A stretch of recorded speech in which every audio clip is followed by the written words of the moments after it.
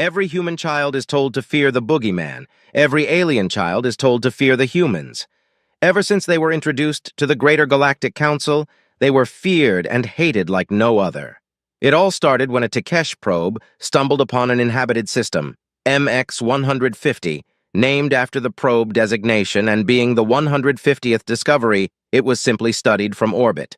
Nothing of immense technological significance was noted, and the probe continued its scouring of the stars. This doesn't mean the probe saw nothing interesting, however. Of the things on the surface, intriguing to put it simply, horrifying to all those who look closely. The beings on the third planet from the sun were of particular concern to the categorizing eye of the Takesh Confederacy, and as such, a small fleet of science ships was sent to investigate further. What they found was shocking, to say the least. Transcript of Audio Thought Log 1. When I first arrived in orbit around this planet, for which there are many names, I was shocked, Nolat muttered. The way life existed down there was beyond all logic and reason. Many species on the planet exceed the maximum size of intelligent life, yet these are the species that dominate almost every corner of their world. Nolat stopped for a moment to comprehend what he was about to say. Our understanding of xenobiology has been shattered, he thought to himself. They defy logic and well-established scientific principles, and yet they exist. Why? Why should any species have an internal skeleton that encompasses organs meant to control the intake of oxygen and other organs to digest biological matter? How did an intelligent species evolve without the energy from photosynthesis? Clearly such life existed on this planet, yet somehow the descendants of land fish were able to take a leading role on the planet. More study is needed. We know so far that they are animal life without the ability to photosynthesize, no singular system of bodily function, no energy for which to develop significantly without the intake of biological material. Nolat could barely comprehend what he was saying, and the next words slipped out of his mouth without even thinking. I could really use some help over here. End log. His request was granted. More help would arrive a year later. They arrived at the planet just as a major conflict was erupting on the landmass that the creatures, humans, referred to as North America. One colony of the dominant power of the world was revolting, using primitive explosive chemicals to propel kinetic materials as weapons. While crude and primitive, such a weapon would already be capable of killing even the mightiest Takesh individual. By galactic standards, the Takesh were some of the largest and strongest individuals around. They stood at a massive 5 units tall. Humans would refer to this as 4.5 feet or 137 centimeters. Humans blew past this height, standing at 5.5 feet tall on average. Some even grew to the giant 7-foot mark, and they weren't even the largest species on the planet. War being waged on one's own species was common, for the humans anyway, but casualties were in the hundreds in every single battle. This revolutionary war had tens of thousands of casualties. Unbeknownst to everyone, the worst was yet to come. Shocked by the horror of such a bloody war waged on their own people, the scientists opted to abandon their posts. Suffering psychological trauma so great, not even the most powerful treatments in the whole galaxy could ease their suffering. It wasn't that war didn't happen between member states of the Council. In fact, it was extremely common. But no wars had ever been waged between people of the same species, except for on human worlds, that is. For 140 years, the Takesh stayed far away from Earth and its horrifying occupants. Sadly for everyone who went back, their timing couldn't be any worse. The ambitious Krell had taken up an interest in the humans and offered to take the research station off the Takesh duties. They gladly accepted this request.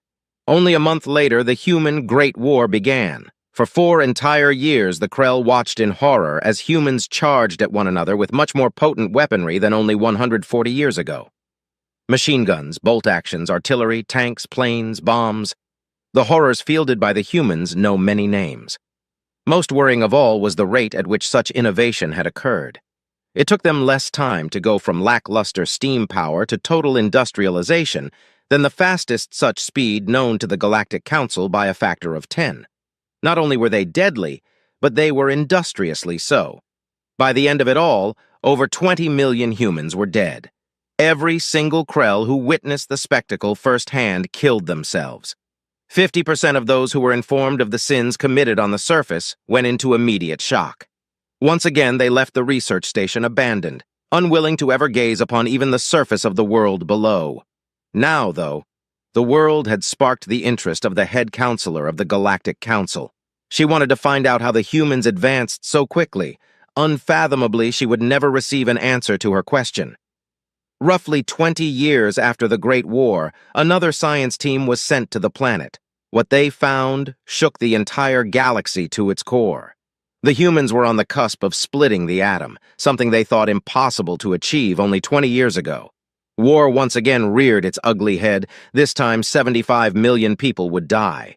Such news led suicide rates in the entire galaxy to go up by 15% for the duration of the war.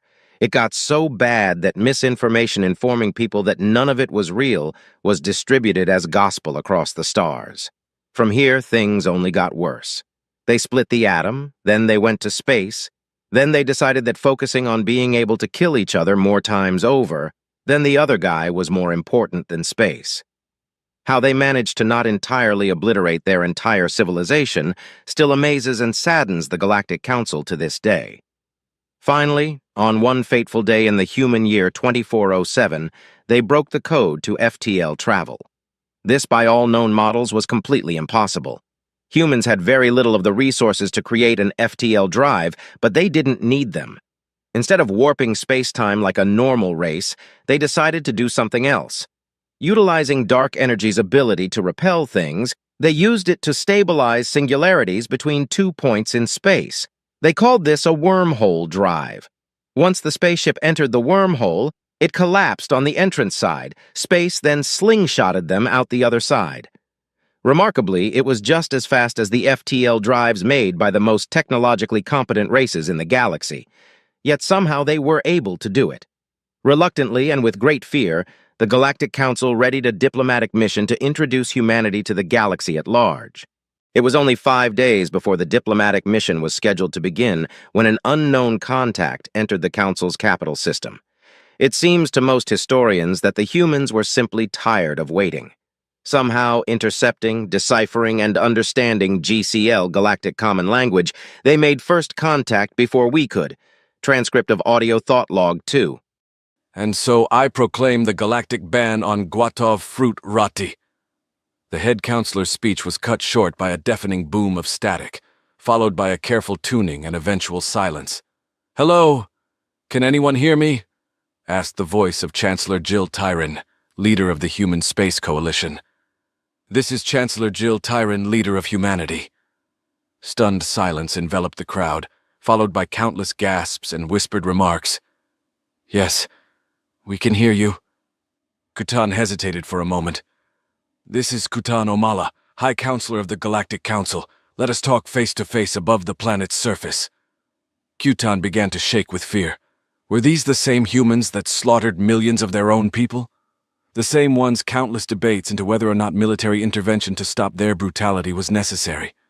To her dismay, it was revealed to be so. The flickering static of the screen above her slowly faded into a clear and sharp image of a thin bipedal creature, strong and gargantuan, staring down upon the room.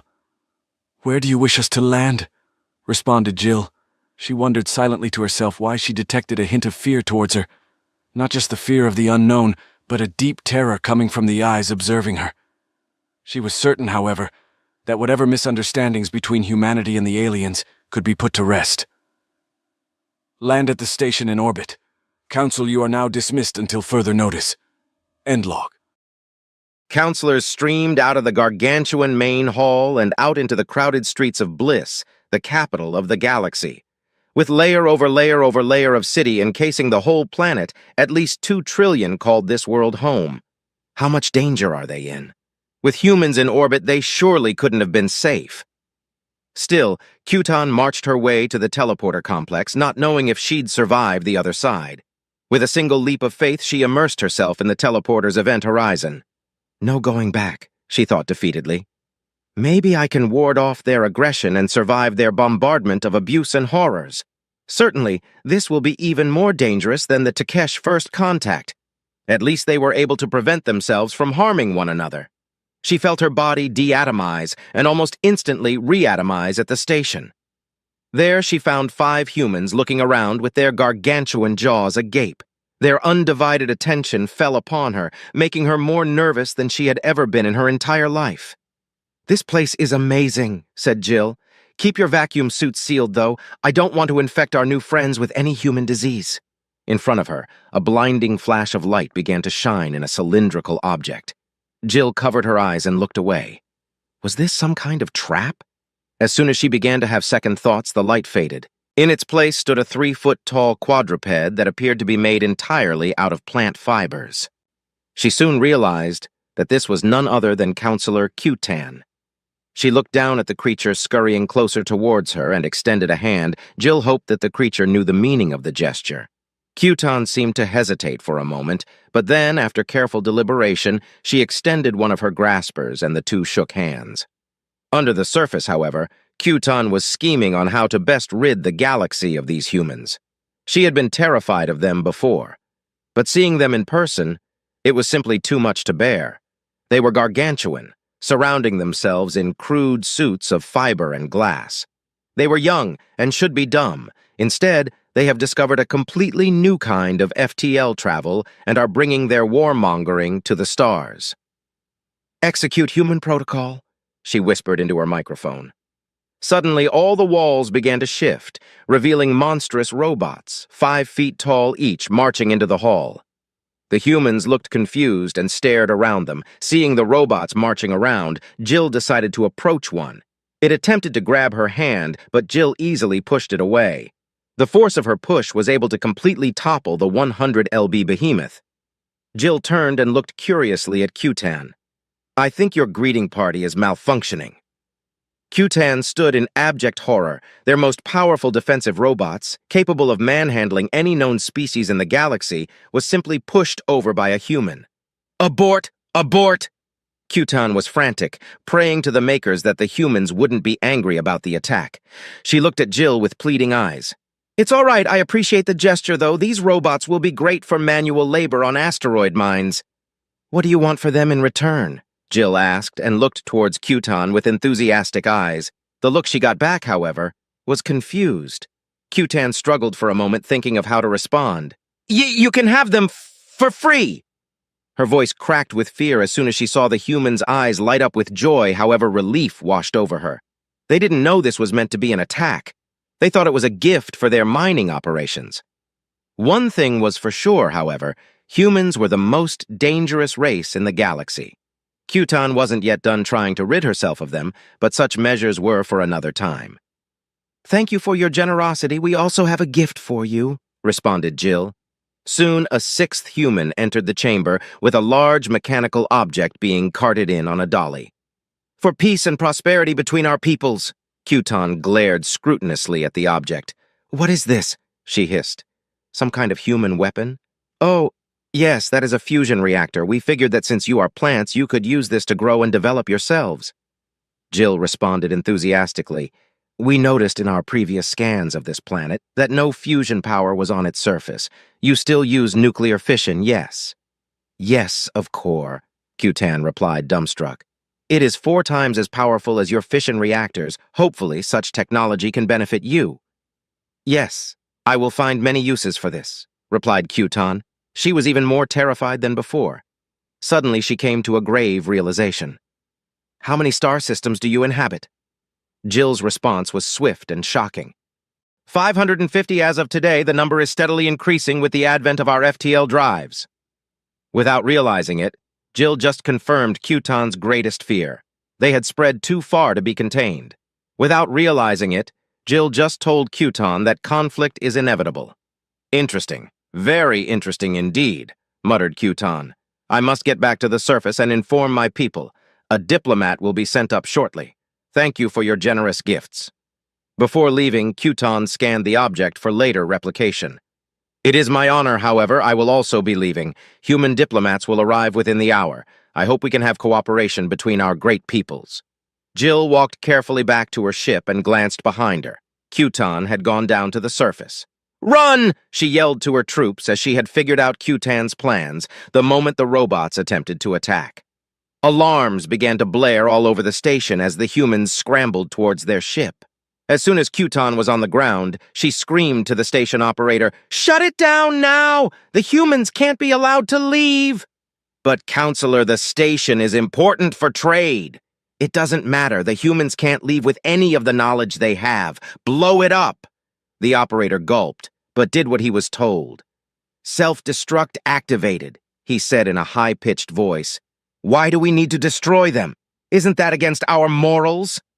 The operator's protests fell on deaf ears. "For years I have studied the humans from a distance. Only their home planet, however, their military technology has been successfully deciphered and recreated. We must destroy them to prevent their deeds from reaching the populace. It would cause too much devastation." Citizens of Bliss looked up to a burning sky. An explosion had destroyed one of the orbital stations around the planet. Mass panic and confusion erupted across the planet, when suddenly all the screens in the vast ecumenopolis switched to a live speech from Counselor Cutan.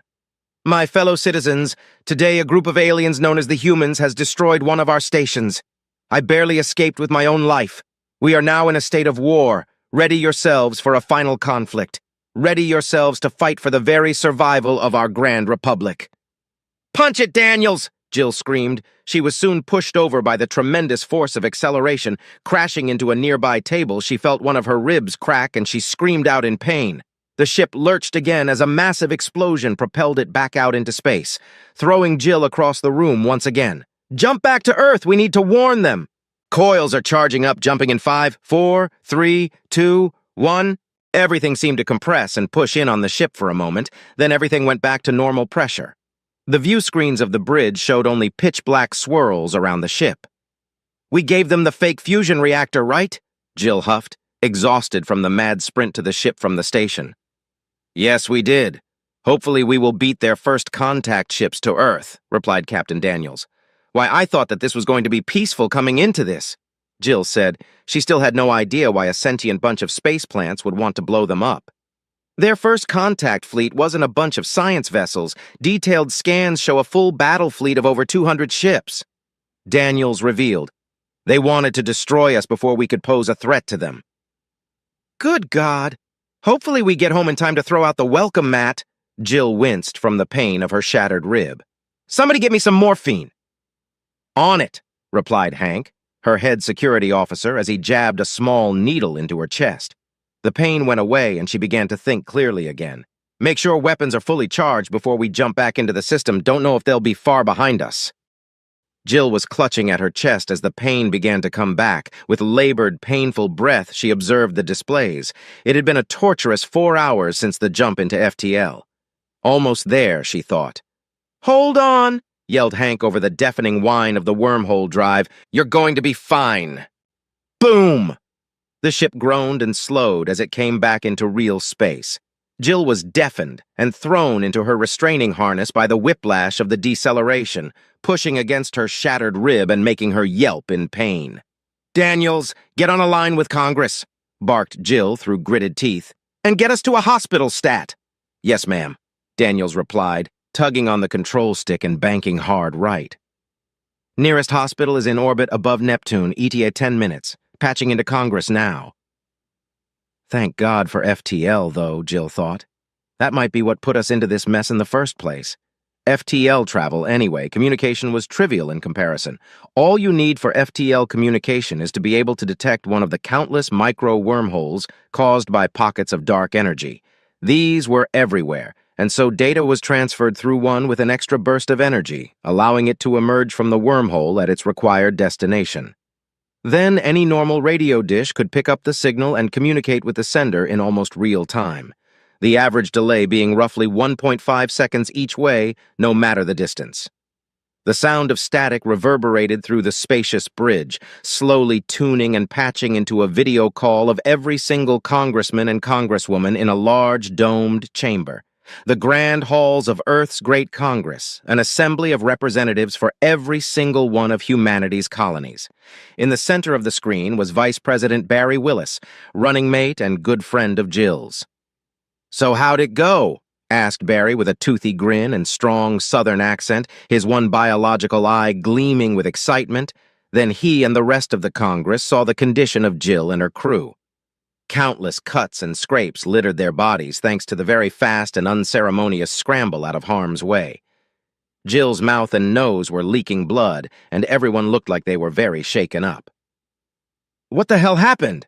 Barry asked with a much less excited tone, the grin on his face gone, his mechanical eye turning red, his face contorting with barely contained anger. "Not well," Jill sputtered as she began coughing up blood. "Aliens tried to blow us up while we were leaving. Enemy ships might not be far behind, en route to Neptune Medical Center as we speak." "I'll send the Jupiter garrison to assist. What caused this?" Barry demanded. He was seeing red and couldn't believe the audacity of an alien species attacking the president of all people. "Aliens fear us to the point of hatred. They were readying a strike force to attack Earth before we got there," Jill replied, exhausted from having to talk so much. "I'm sending you all the data we were able to collect and all the info we gathered from our short time there." After about 3 seconds, Barry nodded and said, "Got it. Also says there was a hack by the aliens. What did we lose?" "The locations of every human colony, several pieces of weapons technology, and many cultural details," said Daniels. "They could attack anywhere." Congress erupted into an incoherent babble of whispers and general chaos. Barry didn't even try to restore order, muttering a single word: "Shit." After multiple minutes of frantic discussion, calls back to home systems, and a full military alert issued, Jill broke through the chaos once again. "Make sure all of the defense stations are ready to go all across the Republic. Make sure the public on your worlds are informed. As of today, there is a new emergency measure." Jill paused, making sure everyone would hear the last part. "All restrictions on personal space-bound weaponry are lifted until further notice. Companies can now sell everything but weapons of mass destruction to the civilian market." With this, Congress erupted into an incoherent mess of cheering and boos, but by the time Jill reached the hospital, every representative had relayed the news of hostile space plants and the fact civilians could own military autocannons. Needless to say, it was a good day for the Mars Manufacturing Group. "Good luck, Jill. Hopefully you can get back in commission very soon," Barry said. "I'll keep you updated on the news from here." "Thanks, Barry," she coughed. "Representatives, make sure the people are ready to fight. Begin standard mobilization of reserve troops." With that, she shut down communications with Congress, and her ship docked with the Neptune General Hospital. Kutan.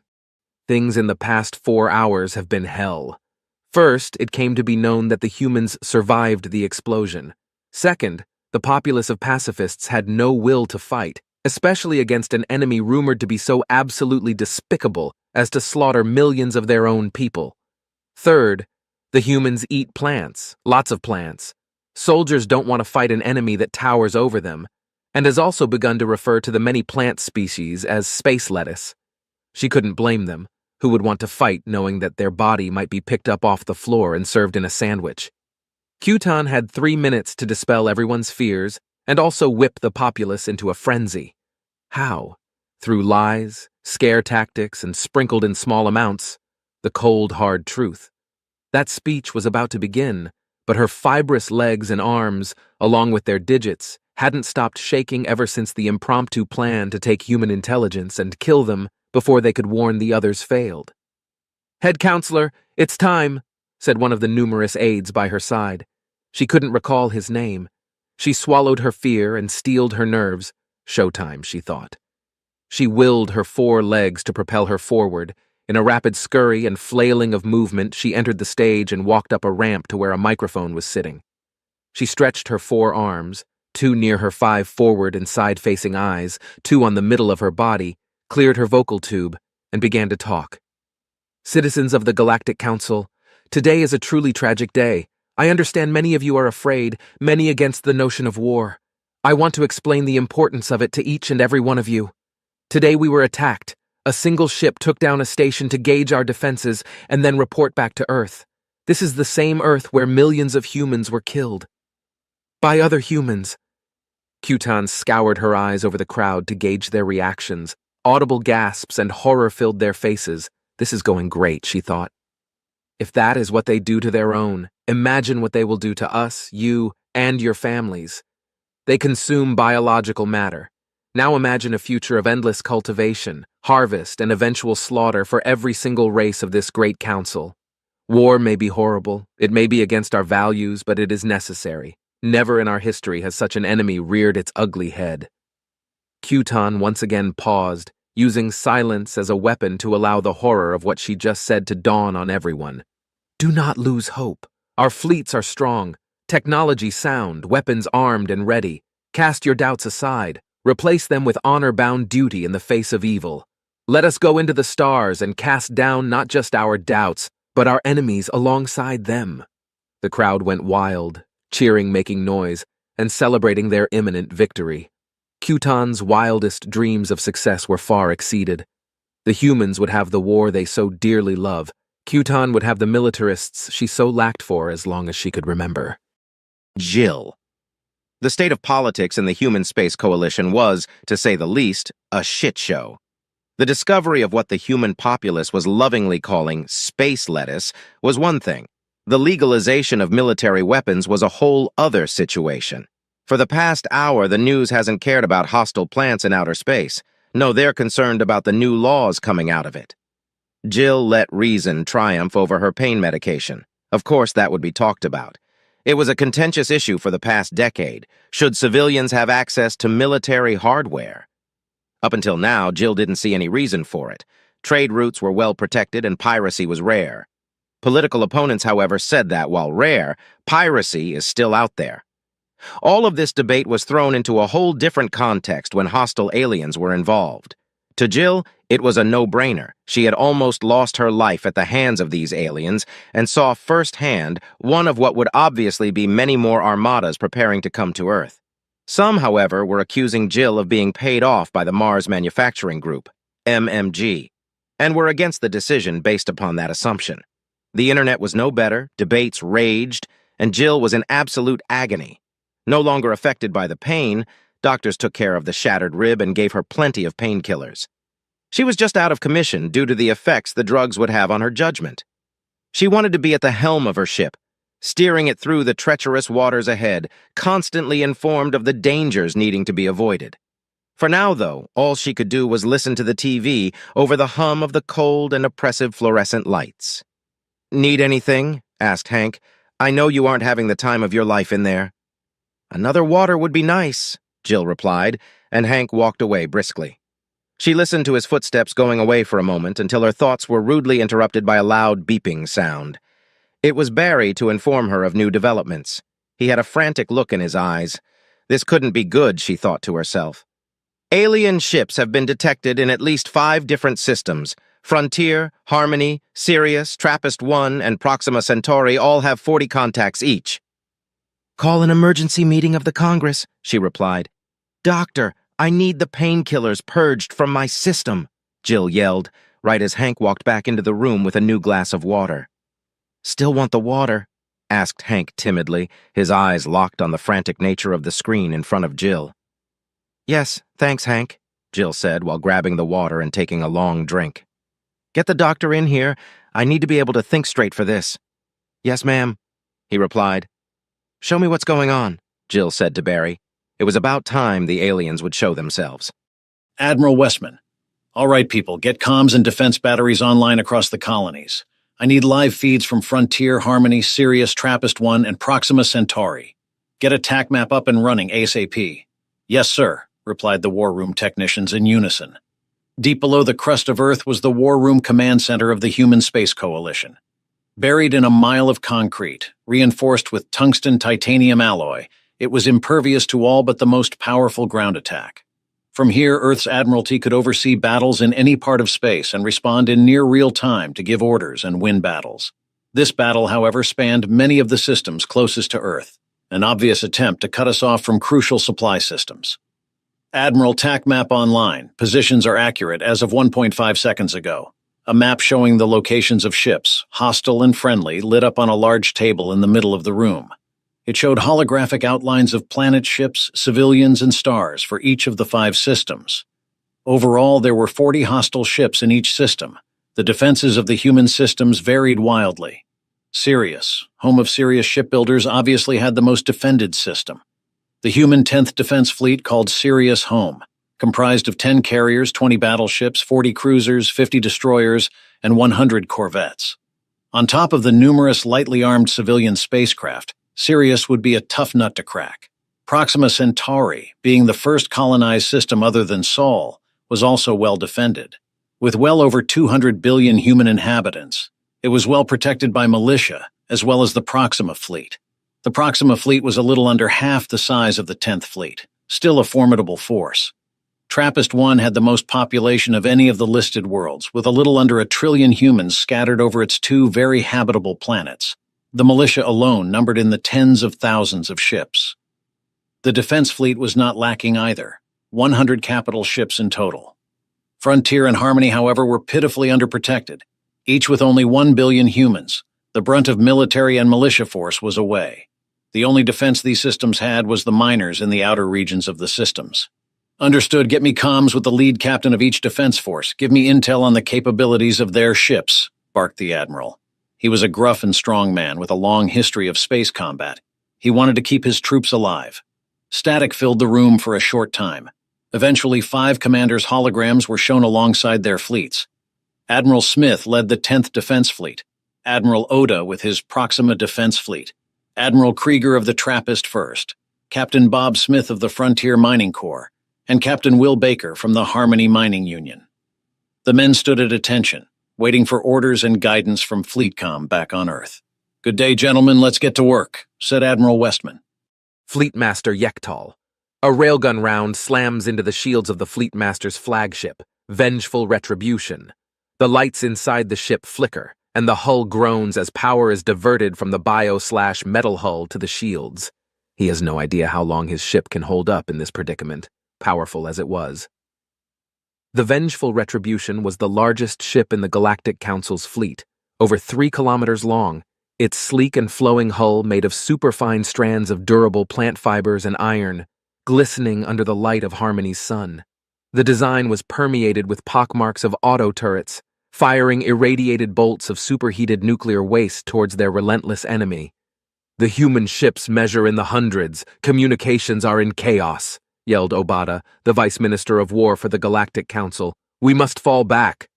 "Coward," shot back Yektal. "We are just getting started. We have very few enemies in this system. We will prevail." Or at least Yektal thought. He wasn't what the humans would see as a sane individual.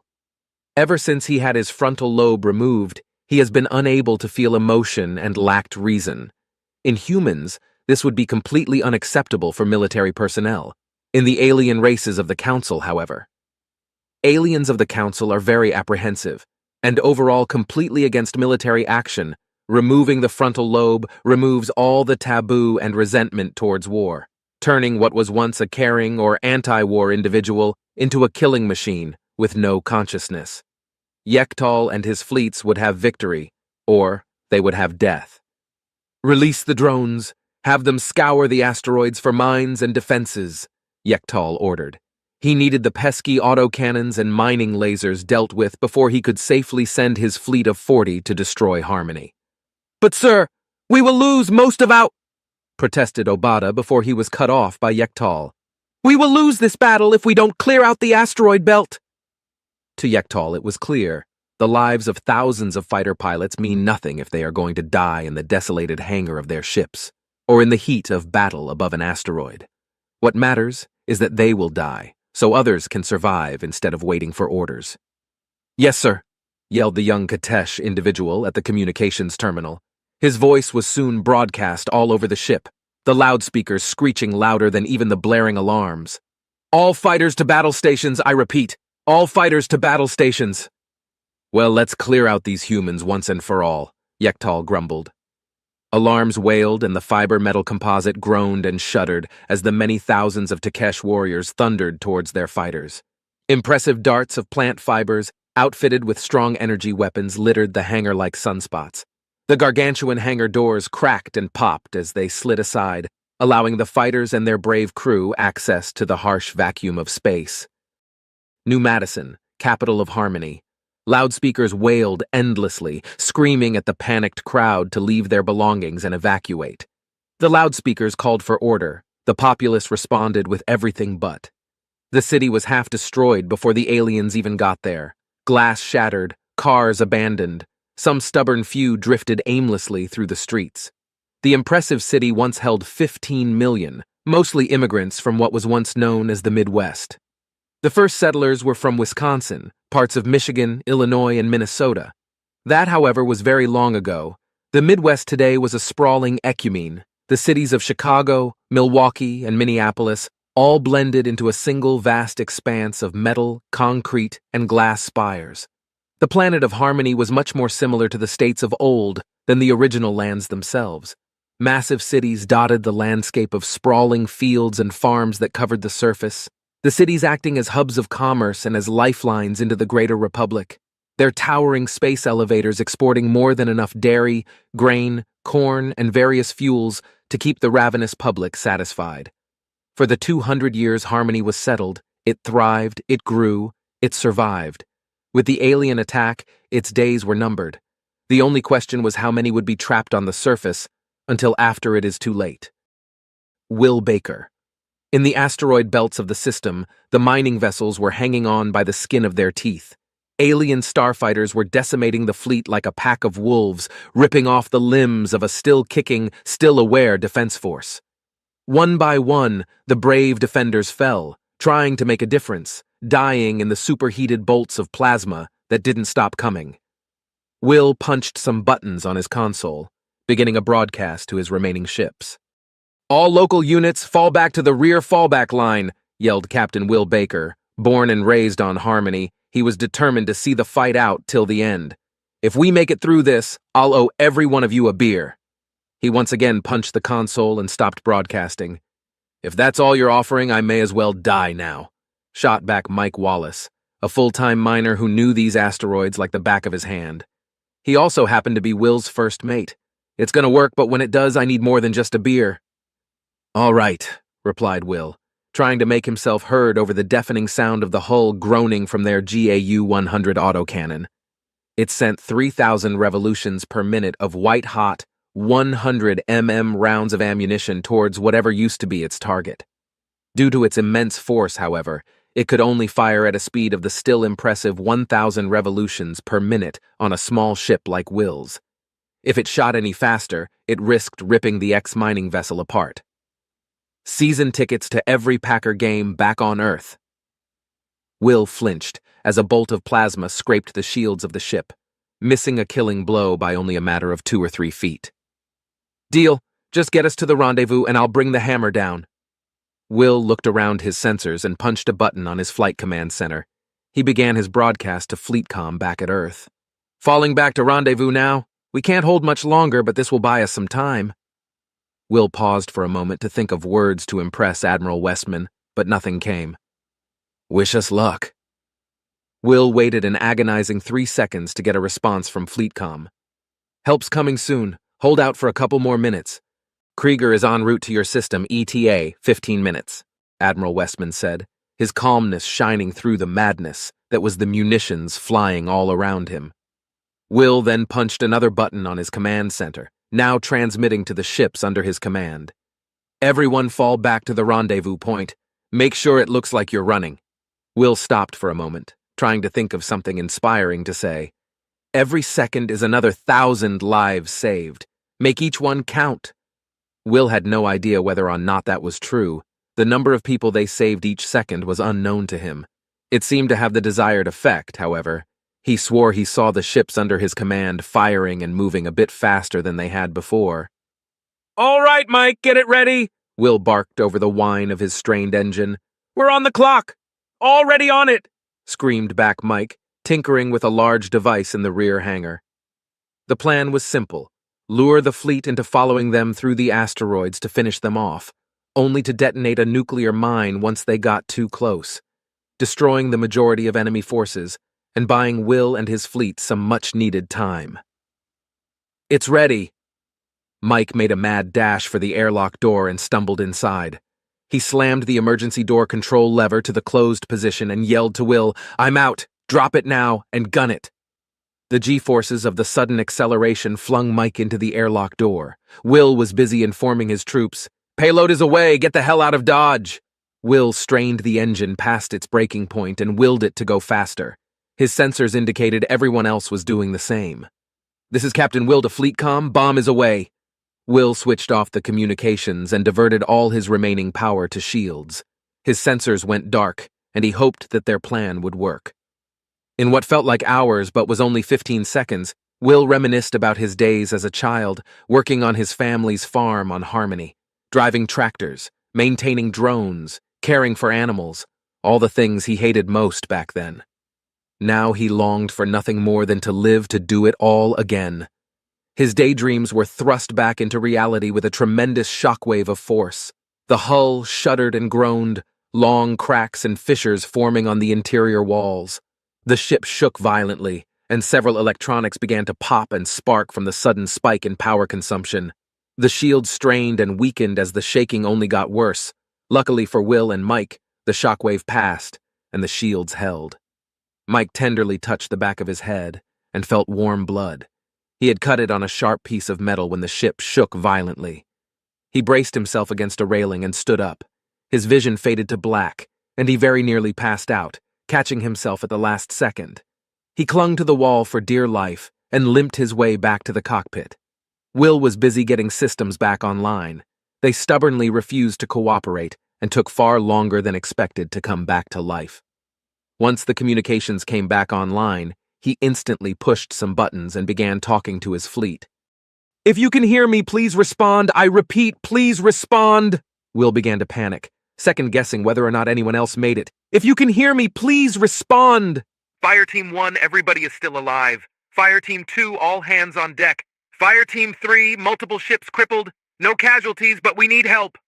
Will breathed a sigh of relief, then asking one final time, "Fire Team 4, please respond." The enemy Isanad, we need immediate assista. Will glanced down and saw the sensors begin returning to life. He saw the ships of Fire Team 4 being quickly picked off. Then, to his horror, he saw that the alien flagship had survived. Fighters began to swarm at the survivors of the fire team. Completely exposed and out of the asteroid field, they had nothing to hide behind. The plasma weapons of the capital ship began to shine to their true, terrifying capacity. Ships fell one by one under the might of the mighty battleship. He turned to Mike for assistance, only to be greeted by a strong uppercut to his jaw. Mike's body was in utter agony, clearly suffering from a severe concussion and quite possibly multiple broken bones. He was in hell. He hobbled his way to the cockpit but stopped to rest about halfway through the hallway. Right in front of him lay an intersection in the ship's hallway. It led left and right to two single-person escape pods. He looked both ways and came to a shocking realization. One of the escape pods had been destroyed. Looking through the viewport of the left escape pod, he saw jagged, twisted metal exposed to the vacuum of space. He wiped his eyes to make sure he wasn't seeing things. To make himself completely sure, he began limping down the hall. It had only confirmed his vision's realization. There was only going to be one person getting off this bird if it came down to it.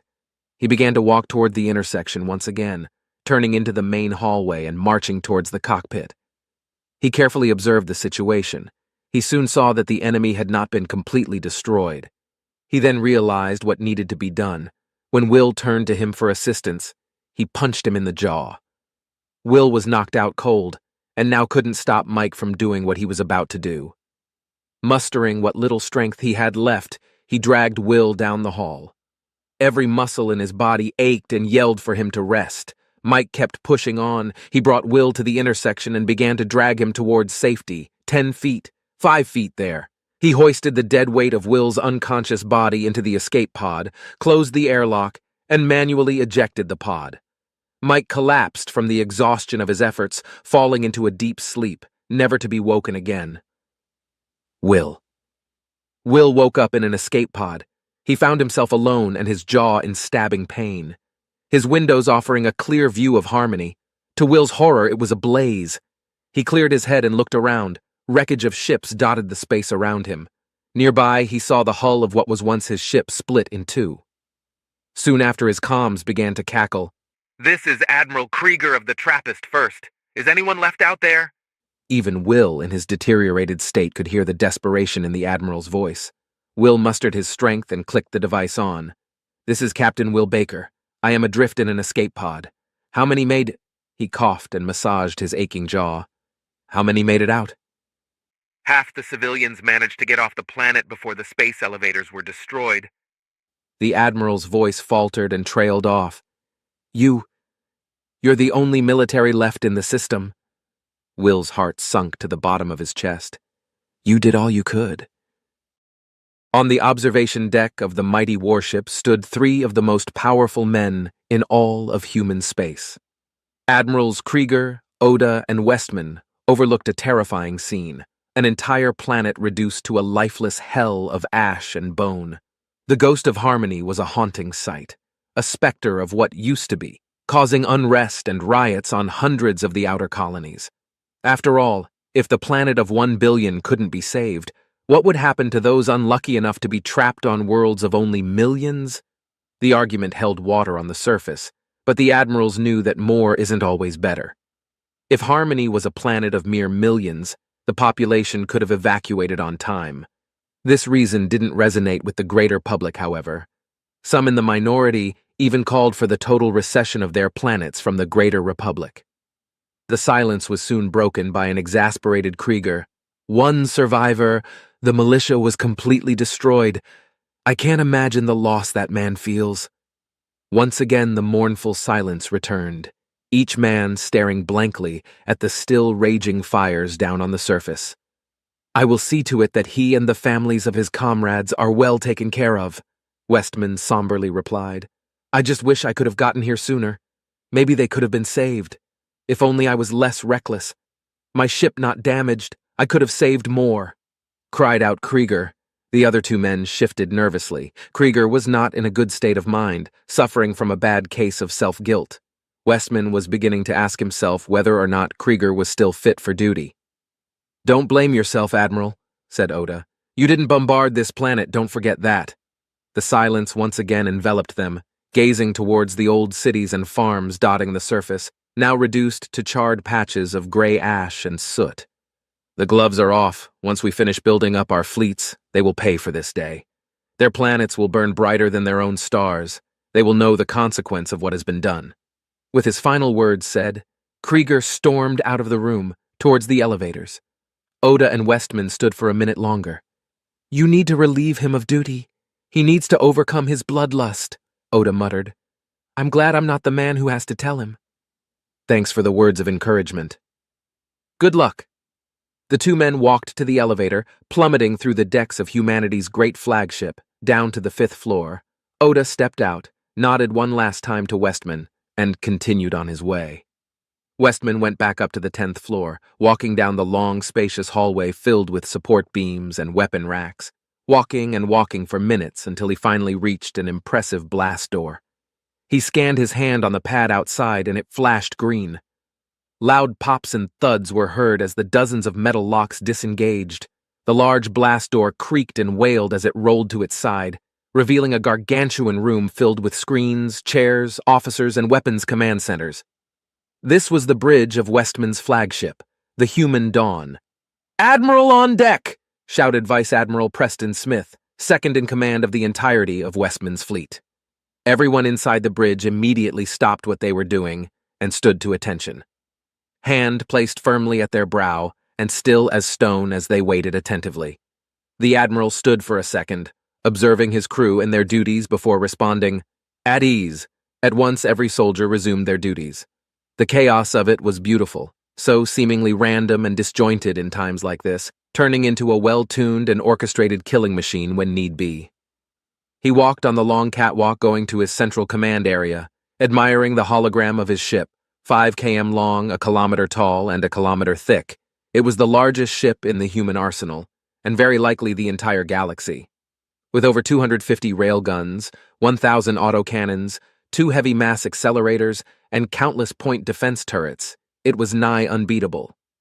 The hangars of the ship carried 500 fast strike fighters, 200 long-range bombers, 1,000 troop transports, and hundreds of various logistic craft. Surrounded by a fleet of 15 battleships, 10 carriers, 50 cruisers, and hundreds of destroyers and corvettes, the battle group could turn the tide of a whole war if they played their cards right. The admiral marched to his communications officer, his white cloak streaming behind him, his sleek gray uniform glistening with medals and adornments. His very presence inspired his men to work harder and faster, demanding the best and getting the best performance from his crew. The communications officer turned and saw Westman coming towards him. "Sir!" he yelled, coming to attention. "At ease, I need you to send a communication to Krieger's fleet." "Yes, sir." The officer paused over his workstation, waiting for orders to come. "Tell them that until further notice, Admiral Krieger is relieved of duty. First Officer Williams should take control." The officer typed furiously into his keyboard. Once done, he looked over his letter for mistakes and sent out the communication to Krieger's fleet at once.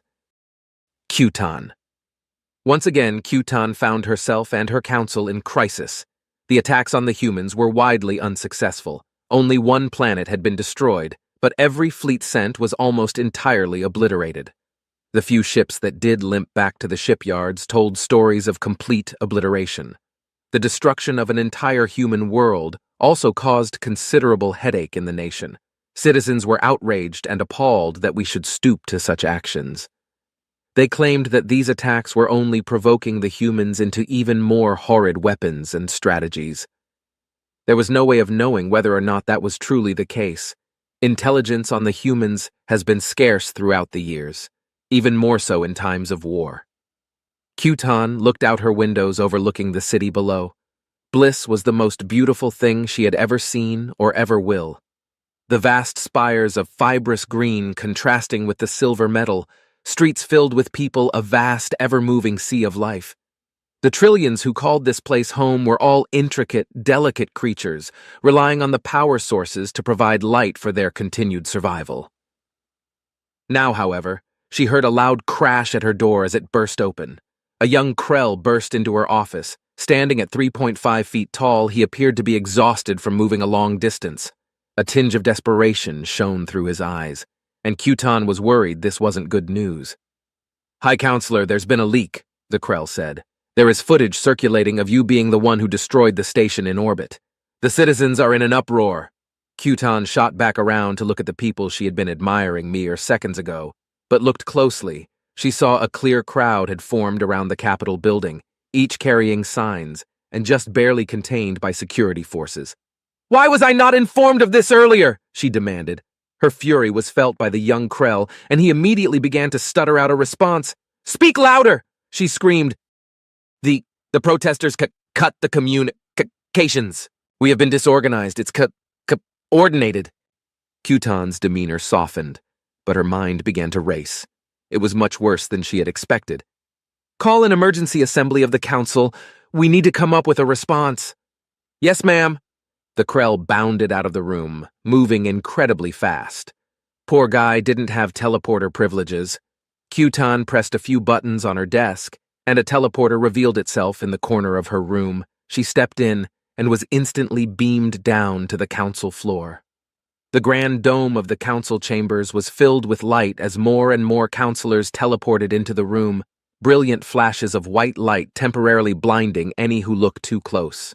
For multiple minutes, the council was still forming, but Qton could already hear the mutterings of her fellow council members, none of which seemed to be in support of her. She truly needed a miracle to retain power. Harmony system. "Has Krieger's fleet responded to my order yet?" inquired Westman. It had been multiple minutes since Krieger would have reached his ship. Curiously, though no response has been sent informing him of the transfer of power, Westman was getting frustrated at the lack of response. "Nothing yet, sir," replied the communications officer. "Give me the damn transponder." "Yes, sir. This is Admiral Westman. I am ordering you to respond. Have you relieved Krieger of his duties?" Once again, silence fell upon the Admiral's ears. He was readying his voice for a barrage of yelling and orders to flow out of it, when he finally got a response, but it was too faint to hear clearly. "Say again. No." This time the message came clear as day, and it wasn't just anyone who answered, it was Krieger. "Krieger, I am ordering you to stand down." Not until they pay for this crime. The sky was lit up by the light of 100 ships entering FTL all at once. A little over half of Krieger's fleet jumped with him, the other half stood defiantly still. Fleetcom erupted into an incomprehensible mess. Captains of different ships were asking what just happened. Bridge crew were rushing to their sensors. Oda was furiously demanding to know what was going on. Westman had an obvious answer forming in the back of his throat. His lips tensed, and his face contorted with rage. Krieger's gone rogue. Fleetcom fell silent once again, if only for a second. Now commanders, captains, even Admiral Oda was yelling over the comms. The entire Navy was massively disorganized. All Westman could do was pray that Krieger would do more good than harm, but he knew that countless billions of innocent aliens would die. Everyone, find out where he is going. We need to stop him before something terrible happens. 5 hours later, Cygnus A system, Council Space. Commander, we just picked up a blip on our sensors, still trying to confirm. The commander rose from his position and scurried over to the display. The commander's face flushed itself of all color. By the gods! Ready all hands, it's the humans! Power to the facility cut, and a human language filled the silence. The commander turned on his translator. It is your time to repent for your sins. The communication stopped, and the sensors got a clearer picture of what was out there before the planet of Madrias A was a human battle fleet of many ships. The 2 billion on the surface sat unaware of the danger lurking above them. The Galactic Council was in for a reckoning. You can't destroy a human planet and get away scot-free. Now the rogue fleet of 50 ships under Admiral Krieger was bearing down on the world of Madrias A. 2 billion called the world home. It was an industrial system by planetoid standards. It produced materials vital to the Council's war effort. There was enough justification to put the Admiral's morals aside. No mercy was shown to the 500 million on Harmony. No mercy would be shown here. Sensors lit up like a Christmas tree as thousands of fighters swarmed from the human ships. Weapons fully charged, the poor souls stuck on the system defense platforms didn't stand a chance. They scattered and scurried towards their flak cannons, shooting blindly into the void.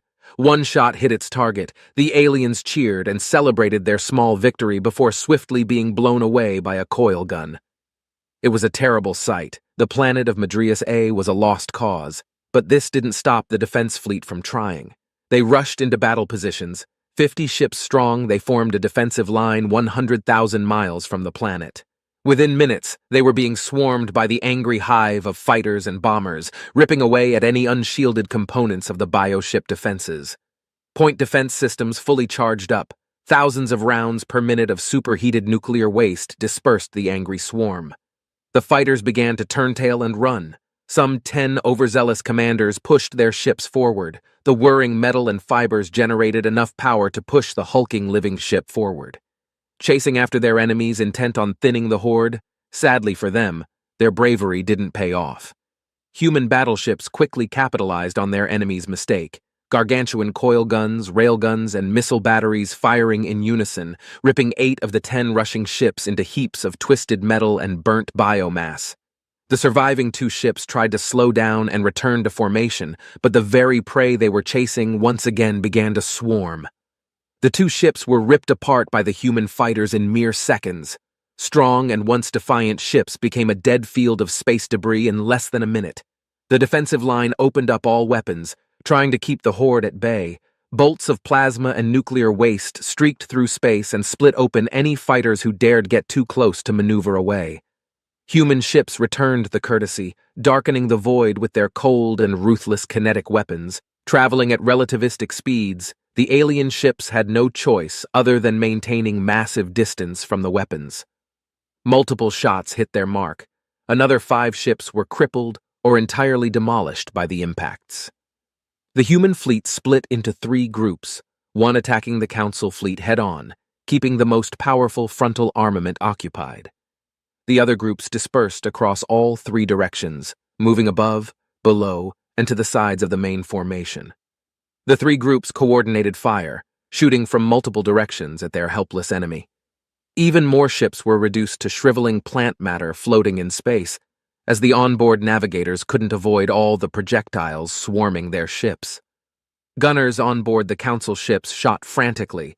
They managed to disable around 10 human ships by the time they went down in a blur of white light as the relativistic impacts shattered their hulls. Only 5 alien ships remained. 4 of them jumped into FTL, trying to warn the others and get help. The one remaining ship charged at the human fleet defiantly, overcharging its reactor in an attempt to bring them all down. The plan was quickly shot down as the humans also jumped into FTL, going to the other side of the planet. The brave souls of the alien vessel died in vain, surrounded by the dying husks of what used to be their comrades. Now the Mad Admiral turned his sights onto the planet below him, the fate of 2 billion souls hanging in the balance. He waited long and argued within his own mind about the correct course of action for multiple minutes, before finally deliberating his solution to the fleet. Total bombardment, no survivors, no surrender. Instantly after the order, the anxious gunners lit up the sky, wishing for nothing more than revenge for the slaughter of Harmony. Civilians looked toward the sky of Madrius A. Above their heads they could see hundreds of thousands of brilliant white lights. Like a deer in the headlights, they stood there for precious few seconds. After collectively realizing the lights were getting closer, panic gripped the planet. First came the nukes. Well over 2,000 were fired, wiping out every major city and town on the surface, instantly turning the beautiful green bio-cities into charred heaps of slag and glass. Well over 1 billion perished instantly. They were the lucky ones. The next barrage was a hail of 30-feet tungsten rods, ironically named rods from God. But if anyone was responsible for these weapons, it surely wasn't God. Crashing down onto the surface at thousands of miles per second, they liquefied the planet's crust where they struck, sending plumes of ash and molten rock into the atmosphere. Tectonic plates and volcanoes all over the surface began to erupt, turning the once blue sky into a mess of black ash and flame. In just 10 minutes, 2 billion were reduced to only a few hundred left, cowering in bunkers. In 15, not a single soul would be left alive. The humans had now become the very monster they so despised, the deep desire for vengeance and destruction completely unlocked. Admiral Krieger was unhinged of his morality, his men blinded by bloodlust. The war had only begun, but it was well on its way to destroying the humanity of those who would survive it. Cutan.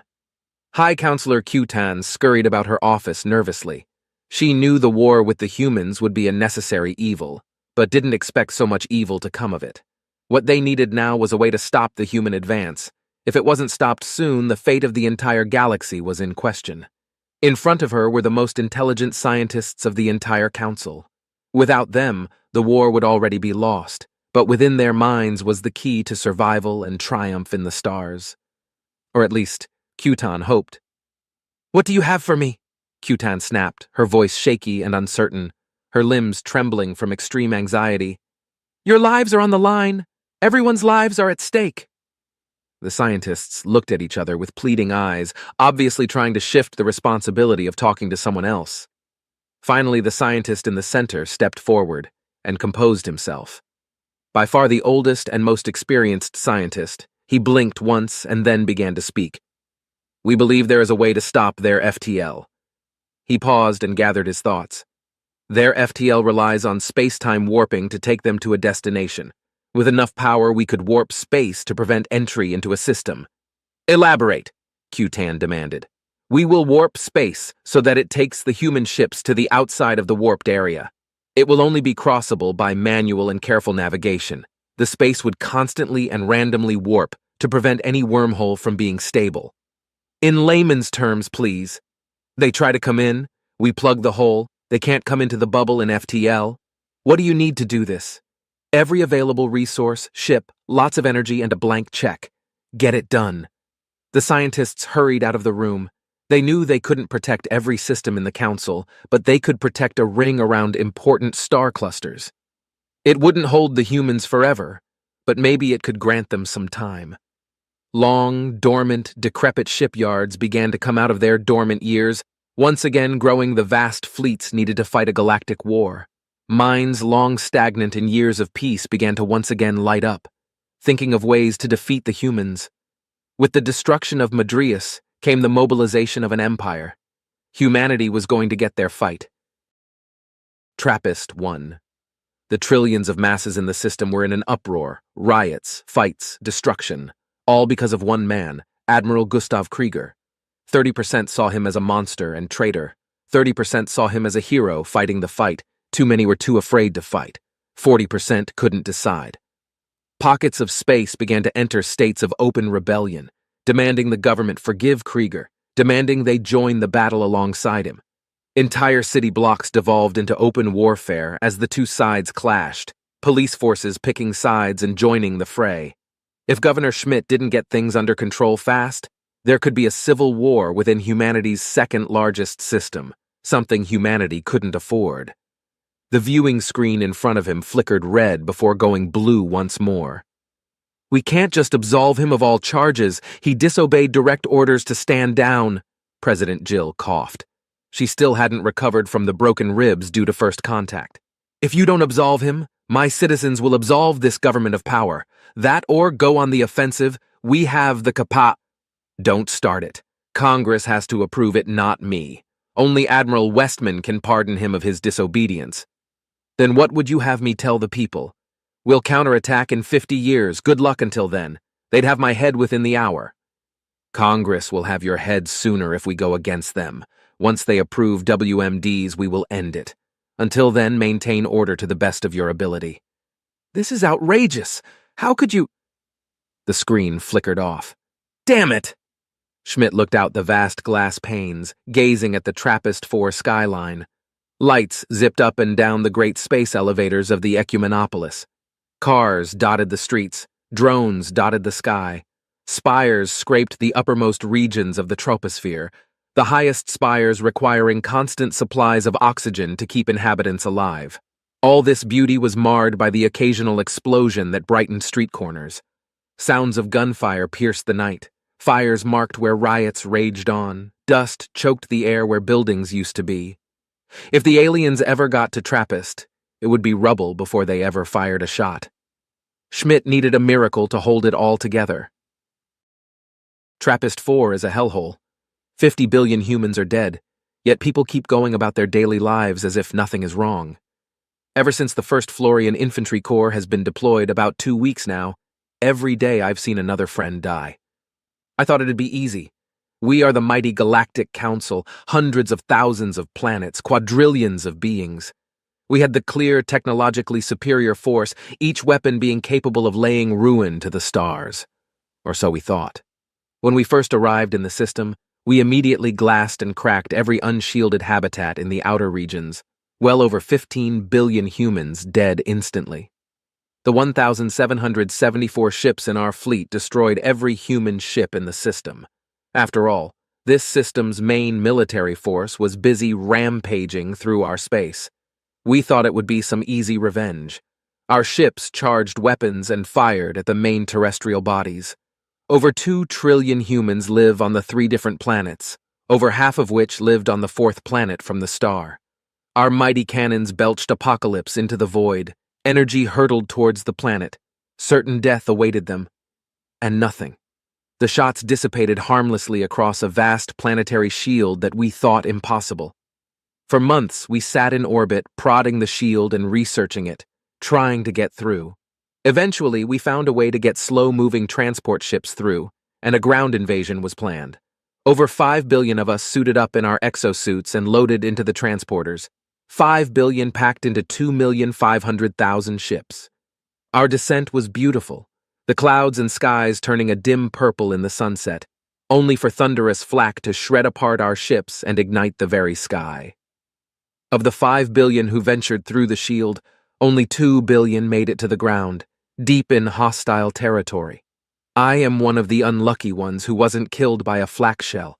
For the past 2 weeks, I've lived through hell, and I don't know how much longer I have. Our first engagement was euphoric. We, the infantry, were dropping into a cruel and dead metal hellscape. Twisting spires and other monstrosities of the Steel City were turned into churning piles of ash and metal sarcophaguses of their human inhabitants. Terrified civilians mounted no defense and were mowed down endlessly. The neon lights of the cityscape were darkened and charred by plasma fire. The stench of burnt flesh filled the air. Our hulking exosuits, 2 meters tall, marched through the streets, decimating all that lay in our wake. It was too easy. No resistance had yet been met. It stayed like that for a week, civilians being slaughtered in the millions as we marched unstoppably. Then, on the 8th rotation of the planet, things changed. The once helpless masses of millions now stood defiant in our path. We pushed on, thinking ourselves superior. Then the first shots rang out. Human coil guns wielded by fury-driven militia ripped through our lines. They charged at us with metal spikes affixed to their weapons, screaming blood-curdling noises of rage. One by one, my friends fell beside me, human weapons ripping through armor and flesh, leaving steaming piles of liquefied remains in their wake. The metal hulks of skyscrapers reduced to rubble, lit up with muzzle flashes from primitive slug throwers. Our doubts of their effectiveness shattered when our squad leader was turned into a chunky mist as a slug connected with his torso. Men, women, and children took up these guns and picked shots at us while we marched through their streets. The once dead and cold steel monstrosity they called a city, turning into a fortress of bodies and munitions. People stopped abandoning their homes, preferring to stay and watch us from balconies, sending shots towards us occasionally. That's when we started facing their infantry units. On the 50th rotation, we encountered air superiority fighters and bombers. They began strafing runs on our convoys and supply lines behind the front line, destroying communications and disorganizing our troops. They wore body armor, making them unkillable to shots anywhere except their head. Their guns were powerful enough to rip through 15 feet of Dura wall and still kill any soldier seeking refuge behind it. They fired at us from well-prepared ambush spots. As the spires of the city got higher and higher, they began to rain fire down unto us from the rooftops. Makeshift vehicles began to assault us, and the once ragtag resistance turned into a formidable foe. Our offensive stalled as human tanks began to crush our lines and decimate our troops. Wave after wave of fresh troops began to seep through the shield, acting as the reinforcements we so desperately needed. Now I began to wonder more about the place I was in. It wasn't some military base, horrid factory of death, no. It was a home. Beneath the rubble and cracked concrete, underneath the flaming hulks of armored vehicles in the buildings now devoid of life, was the once thriving, beating heart of a peaceful people. They lived here and worked here, used the roads we fight on now to get from great spire to great spire. No different from a council home planet, it was a center of entertainment and life, reduced to charred, cracked, and collapsing rubble, all by our doing. I have asked myself the question, what peace are we trying to acquire?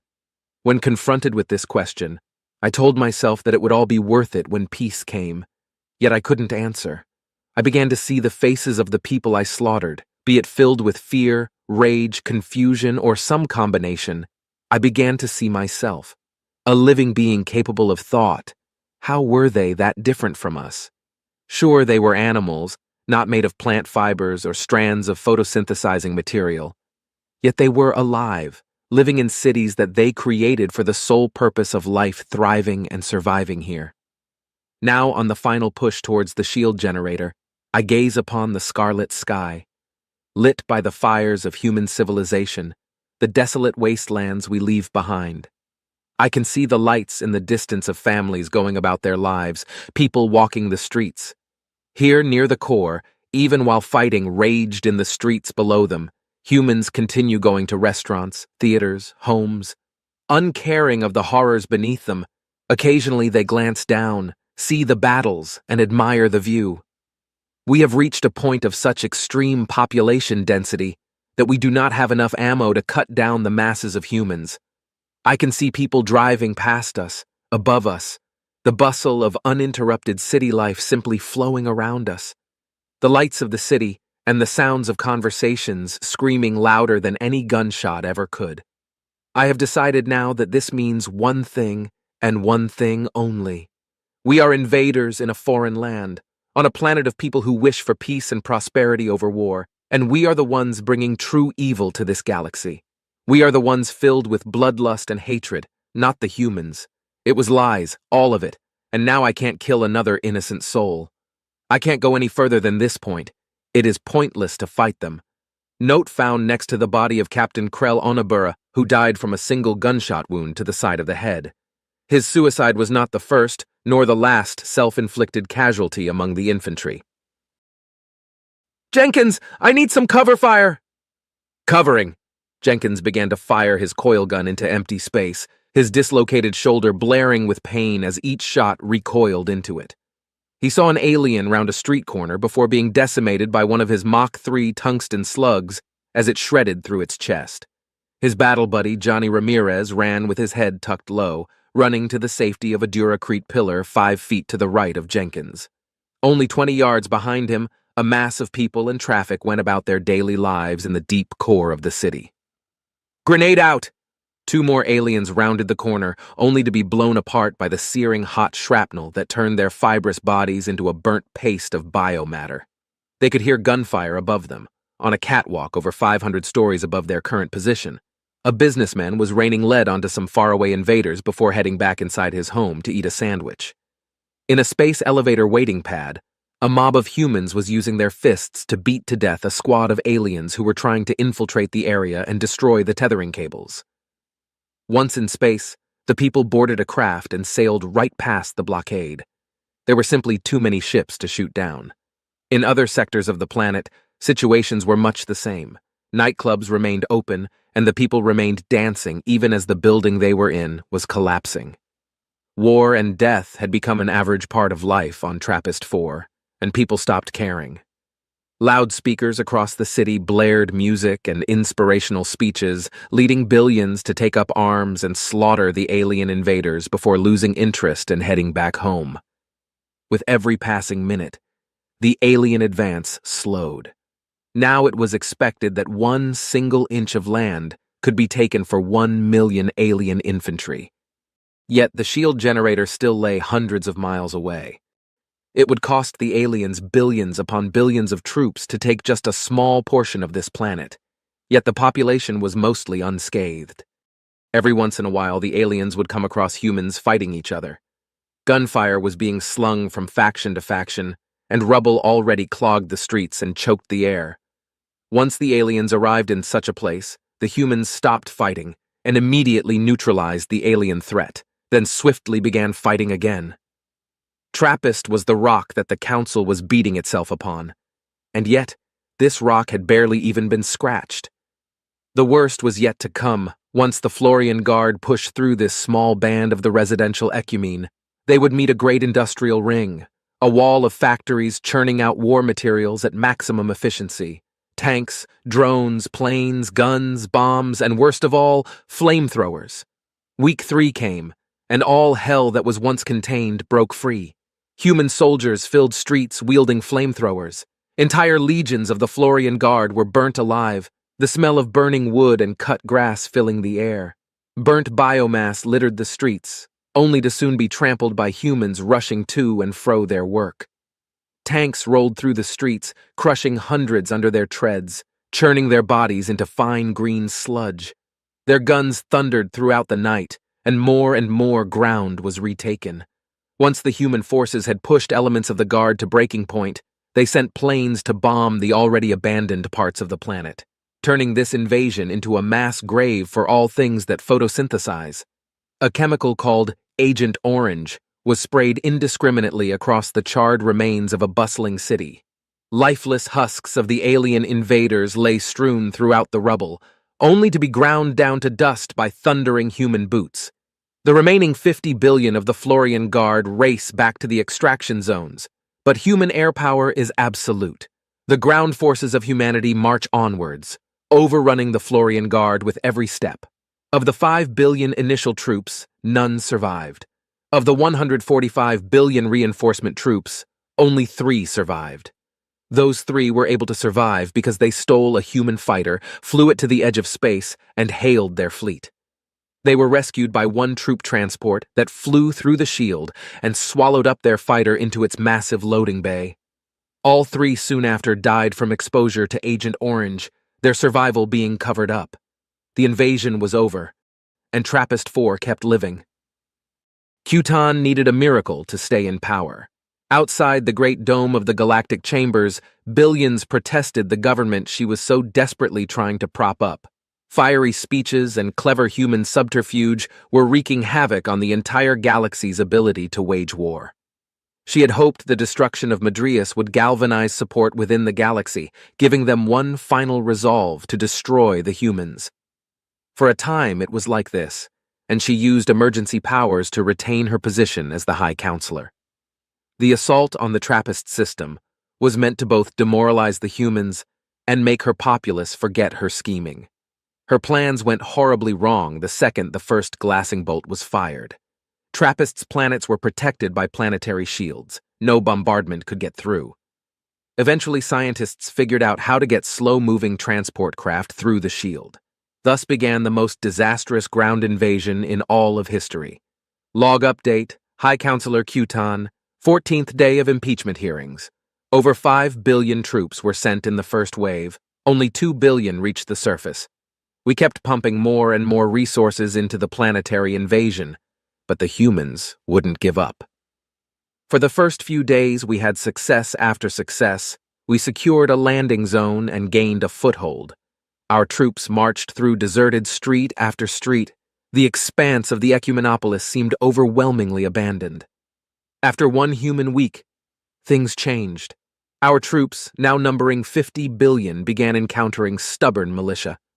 People decided not to leave their homes, but instead to stay and fight.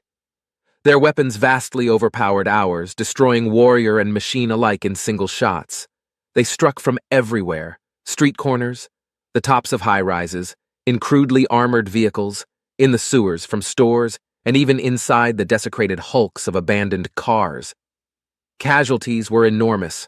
Over 1 billion each day would perish at the hands of the militia, and yet we pushed on. This militia got more desperate, deliberately strapping explosives to themselves, buildings, cars, destroying entire legions of infantry in single attacks. They sacrificed their own lives to buy more time for the coming storm. On the third week, our troops had reached one of the gargantuan industrial rings of the planet city. There, our troops were greeted with hell. Tanks, airplanes, artillery, bombs, anything you could imagine, they hit us with it, hard. Then came the drone swarms, indiscriminately firing at anything that moved, decimating our supply lines and troop columns. The skies rained death, and the ashes of our troops choked the sky. Human militia proudly stood at the gates of this great factory. Emboldened by their new toys, they smiled in the face of death and spat at us with never-ending volleys of gunfire. In just 3 weeks, we were pushed back off the planet. Of the 150 billion we sent throughout the invasion, none survived. The populace once again turned against my government. The situation is so dire that the long-ago forgotten articles of impeachment have been rediscovered and pushed forth by my council. End log. High Counselor Q-Tan, your research lead is on the line. Her stupor was interrupted, and she stammered a hasty reply. What? Your research lead is on the line. Oh, patch him through. Static filled the brain of Q-Tan as the neuroline was connected. Seconds later, she heard the ecstatic ramblings of her researcher. Blah, blah, blah. Humans. Blah, blah, blah. Legal precedent. Blah, blah, blah. Extreme council decision. In layman's terms, Q-Tan interrupted. Get down to the council library now. You need to see this. Q-Tan nodded to her security detail, and he punched in some numbers on his wrist pad. She felt her body transform into pure information before being rematerialized in the library. Grand arches lined the ceiling of the seemingly infinite white room. Server racks surrounded every corridor in almost every visible direction. She was slightly annoyed that the researcher would take her this far back into the reaches of galactic history, not even bothered to be taught in schools. What could be so important down here? Mumbled Q-Tan as she began to walk down the immense corridor, scanning each branch for any signs of her researcher. High Counselor! Over here! Q-Tan stopped and looked towards the creature prodding at one of the countless servers. An immense sense of anger filled her mind. Surely nothing important is here.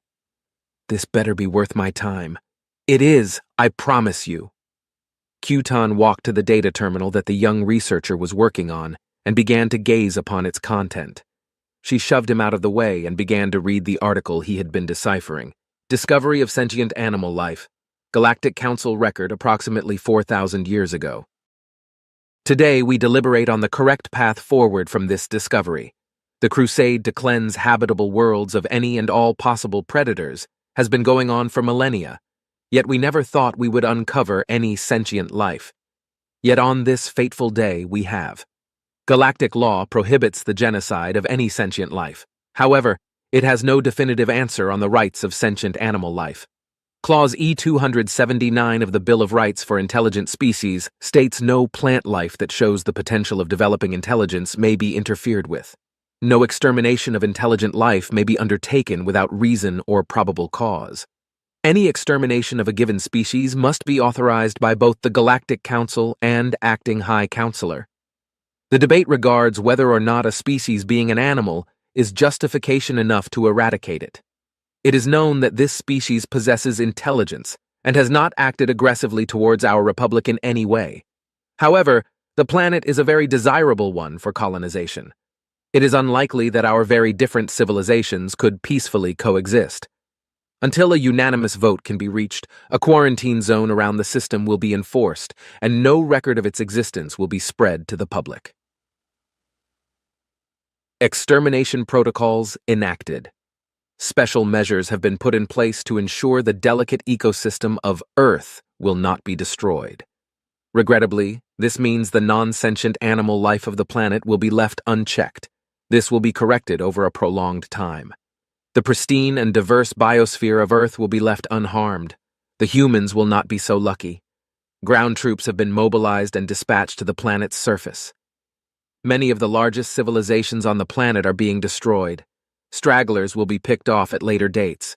There have been some reports of organized resistance slowing our advance. Rumors have begun to spread amongst the troops of our technology being used against us. Our generals and officers on site reassure us that these are but baseless rumors. We mourn the loss of intelligent life, but are certain that we have made the right decision. An intelligent predator species given enough time would wipe us off the galactic stage, which can't be allowed to happen. Troops refuse to continue extermination. The war effort has been put on hold as the armies invading Earth are refusing to mow down the humans. Below is the testimony of a general who spearheaded the mutiny. I didn't think about it all that much at first, no different from any other extermination. That was before I marched through the first couple of cities.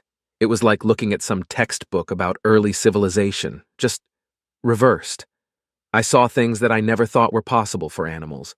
Their cities were immense and filled with life and hope.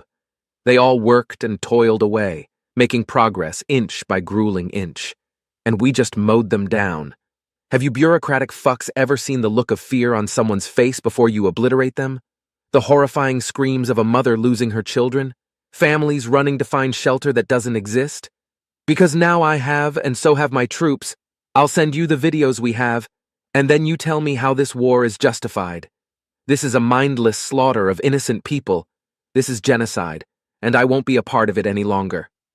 We've received the videos, and are entering another state of deliberation to determine the correct path of action. Withdrawal of troops, destruction of all evidence. The Council has decided to end the extermination of humankind after careful deliberation on the best way forward. Troops have been withdrawn from the surface, and cultural teams are working hard to erase all knowledge of these events from the human historical record. Multiple council members have resigned in shame, suicide rates among soldiers have gone up 200%, and the civilian population is beginning to ask questions. The weight of what we have done has begun to show through studies on human development. They have been reverted to a pre-civilization society and will take centuries to recover. We must take extreme action to prevent future atrocities, but how far we are willing to go in this regard is currently locked in heated debate. Information leaked to the public. All hell is broken loose, entire star clusters are in revolt, and the loyalty of our military is in question. The debate has entrenched itself into a stalemate between two extremes: total genetic manipulation into passive and restricted species, or the dismantlement of the entire galactic government. Our entire legacy has been put at risk through our insolence. I hope now that our descendants will not have to endure a great reckoning sometime in the future. Something must be done, or the entire galaxy will devolve into a realm of petty states and war. Complete genetic modification. The genetic hardliners have won. This will be our last record of council proceedings. The entire galaxy will undergo forced genetic manipulation into pacifistic, docile, and weaker species. Our technology will be fundamentally limited, and our history will be replaced with the truth hidden under miles of firewalls. If you are reading this log in the future, I hope you are in a better circumstance than we are in now. However, the old genetic blueprints, ship designs, and unrestricted weapons technology are found below. Just realize that such power must not be used to destroy beings undeserving of such terror. May history shine kindly upon you, unlike us. Genetics, data encrypted. History, data encrypted. Ship designs, data encrypted. Unrestricted tech, data encrypted. What have they done? Jill's body ached immensely. The doctors cleared her of everything serious, but that didn't stop the pain. It shot through her body with every single step. Painkillers weren't an option. At least not today. She steeled her face into a strong, confident smile as her security detail opened the wide double door in front of her. A surge of wind took hold of Jill. She remembered simpler times of peace and prosperity, but today she needs strength, not her nostalgia. She felt uplifted by the warm autumn breeze, and fiery confidence filled her heart. She swept her eyes over the bustling street in front of her. Countless journalists and spectators lined a long, prepared path to her awaiting hovercopter. Past all that, she looked towards the towering skyscrapers and glorious skies. Unbridled humanity was everywhere in this beautiful world. She was back home, on Earth. She and her security strode confidently out onto the path. Millions of onlookers yelled and hollered in jubilant celebration of their president's return. Jill noted that this ravenous excitement was contained only by a steel barrier, manned by a skeleton crew of soldiers. Luckily for her, the crowd appeared to be content with the barrier's existence. As of now, the masses were respecting her and her soldiers' authority. As Jill walked down the path, flags of the Republic were unveiled and began to wave. It was a well-choreographed dance of nationalistic zeal. The bright stars of the flag shone confidently in the rays of golden sunlight. The dark blue background shimmered and waved in the wind, and the crowd got louder. The roar of the crowd was only overcome by the boom of gunshot salutes as Jill walked by the soldiers. They rose their rifles in a dignified and sacred manner, then pierced the noise with a cheer for their commander-in-chief. With each gunshot, the crowd grew louder until not even the gunshots could be heard over their ravenous cry. Jill reached the end of the path and gave a final salute to the citizens and soldiers around her before stepping into her hovercopter. As it lifted off into the rays of noon sunlight, a 21-gun salute was fired in her honor. The audience was enthralled by an overwhelming sense of pride, and human morale reached a new high. As Air Force One took off from the Cairo spaceport, Jill leaned back in her chair and took in the view. The green farms of the Sahara were as beautiful as they were boundless, replaced by the urban sprawl of sub-Saharan Africa and eventually the blue seas of the ocean. Her journey was much more important than a mere nationalist show. She was traveling to the immense bureaucratic facility of what used to be Antarctica. From there, the entire human republic was governed. Today, a hearing was taking place regarding the fate of Admiral Krieger. He had returned to Seoul within the last 6 hours and was being detained in the chamber hall. Jill had every intention of pardoning him, but wanted to give the impression that she was willing to court-martial him. She couldn't afford him going rogue again. "Ma'am, landing in 30 seconds, good luck." "Thanks for the safe flight, Charlie. Find a hotel, it'll be a long night." "I know, don't worry about me, fight the good fight." Jill gazed towards the horizon, yet as far as her eye could see, there was only a singular massive building. From this vast speck of light on the blue marble that 10 billion worked to ensure the stability of humanity from internal threats. Or at least, that was its goal. Now, the forces of humanity were stretched thin over the vast galaxy, clinging to survival. Krieger was an important discussion for today, but not the most important. Humanity has a weapon at its disposal, but hasn't ever used it. Jill hoped this day would never come, but in the face of total extinction, it was time to open Pandora's box. She only hoped that the rest of Congress would agree. The hovercopter touched down onto a landing pad. Jill stepped out and was escorted by a small army into the chambers of Congress. The thundering march of boots echoed over the polished marble floor. Grand columns and archways towered the sides of this proud structure, a testament to human engineering and architectural beauty. This gigacomplex, constructed during the classical reemergence of the 24th century, was seen as a true gem of architectural greatness. Now the building was over 500 years old, yet still looked as new and impressive as it was on day one. The march came to a halt, and a massive blast door was slid open. The soldiers formed a corridor for Jill to walk through and stood at attention. Jill then entered the Hall of Humanity, a massive pyramid 5 miles across, made of a mixture of marble, glass, and steel, filled with gardens of green and millions of human representatives. The central chamber was cut into the continent below, holding space for over 5,000 council members who debated on issues core to the Union continuously for 5 centuries. Jill took a transporter to the central chamber, emerging at her console ring directly in the center of the massive structure. All conversation in the chamber ceased as she stood. The attention of all Congress was put solely onto her. Ladies and gentlemen of the Republic, today is a monumental day. We must decide the lengths to which humanity is willing to go for victory. Teetering at the brink of destruction, we find ourselves stronger and more capable than ever before. In the darkest night, we shine the brightest, a beacon of strength and courage outshining the stars themselves. Tonight is a very dark night.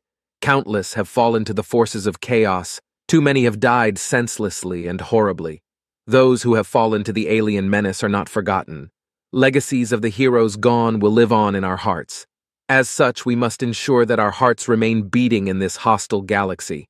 It's time to weaponize faster-than-light travel, not because it is right, but because it is necessary. Humanity will not go quietly into the night. Our spirits will not fall. We must act swiftly and ferociously, lest the enemy may come up with any defense. It is time to unleash a weapon even we fear. Albert paced across the polished marble floor. He was but a scientist. How could his government expect him to work so quickly, especially on a project so immoral? The large oak door he was pacing near swung open violently. The soldier who opened it looked towards Albert and said, "They're ready for you." Albert timidly walked into the room. A large, ringed platform surrounded him on all sides. A woman hidden by darkness in the middle of the platform spoke first. "What is taking you so long?" Albert thought for a moment. "What exactly are you asking me?"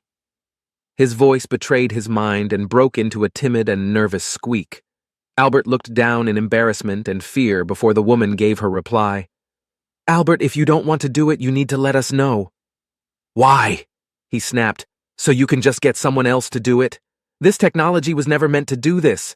I can only imagine Essler Friedman is rolling in his grave right now. You are bastardizing his FTL." The woman sat back in her chair for a moment before bringing herself into the light. Jill Tyron sat in the chair. Her eyes were sunken and tired. In her exhaustion, the veil of strength exuding from her was no more. Waves of desperation radiated off her tired soul. Her mind raced for a suitable response, but found nothing other than, "It must be done. You know that. We know you're the best. You'll get it done the fastest." What if a terrorist ever gets hold of it? Or an alien? Or anyone? This could destroy everything. Be worse than the monsters we fight now. "I know, but we have alarming news. This is the only way. Admiral Westman, show him." The clang of the Admiral's metals gave away his position to Albert. He sat directly to Jill's left. He moved around the darkness before switching on a projector and standing up. The projector cast out a pale white glow, illuminating the members of government and high command sitting before Albert.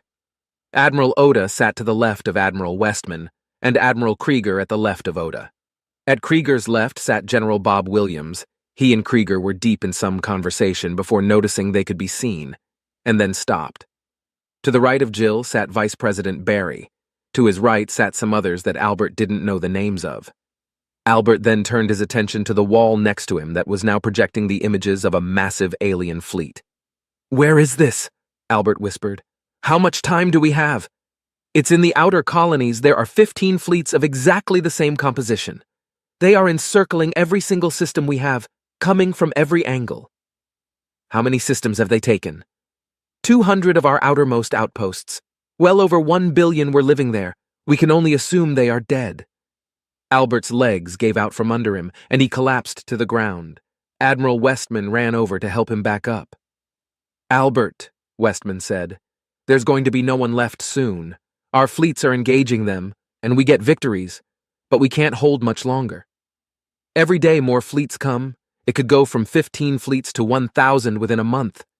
Multiple scout ships have been spotted near Neptune, and deep space telemetry is going haywire in the Alpha Centauri system." Albert looked up at the Admiral. "Why?" The Admiral stared back, then turned away and said nothing. The silence was broken by the raspy voice of Vice President Barry. "There are no communications between humanity and the aliens. The only information we get is from stealth ships hiding in their borders." Admiral Oda spoke next. "The situation is desperate. We've begun prioritizing the production of arc ships over military vehicles. We need a weapon that can turn the tide, and we need it fast." Albert once again stared at the ground. After considerable time, he pushed himself off the ground and stood to face the others in the room. "I will begin work immediately. Send me multiple FTL drives of different standards, civilian, old, and new, as well as any military variants. I'll have them weaponized by the end of the week." "The sooner the better," muttered Krieger. "Good luck and Godspeed." Rant Yaul's Memoirs, Log 1. I have been the lead science advisor to the Counselor for millennia, yet in these past months, Kutan has become unhinged. The demeanor and personality of a caring and intelligent caretaker completely vanished into bloodlust and madness with the message from the humans.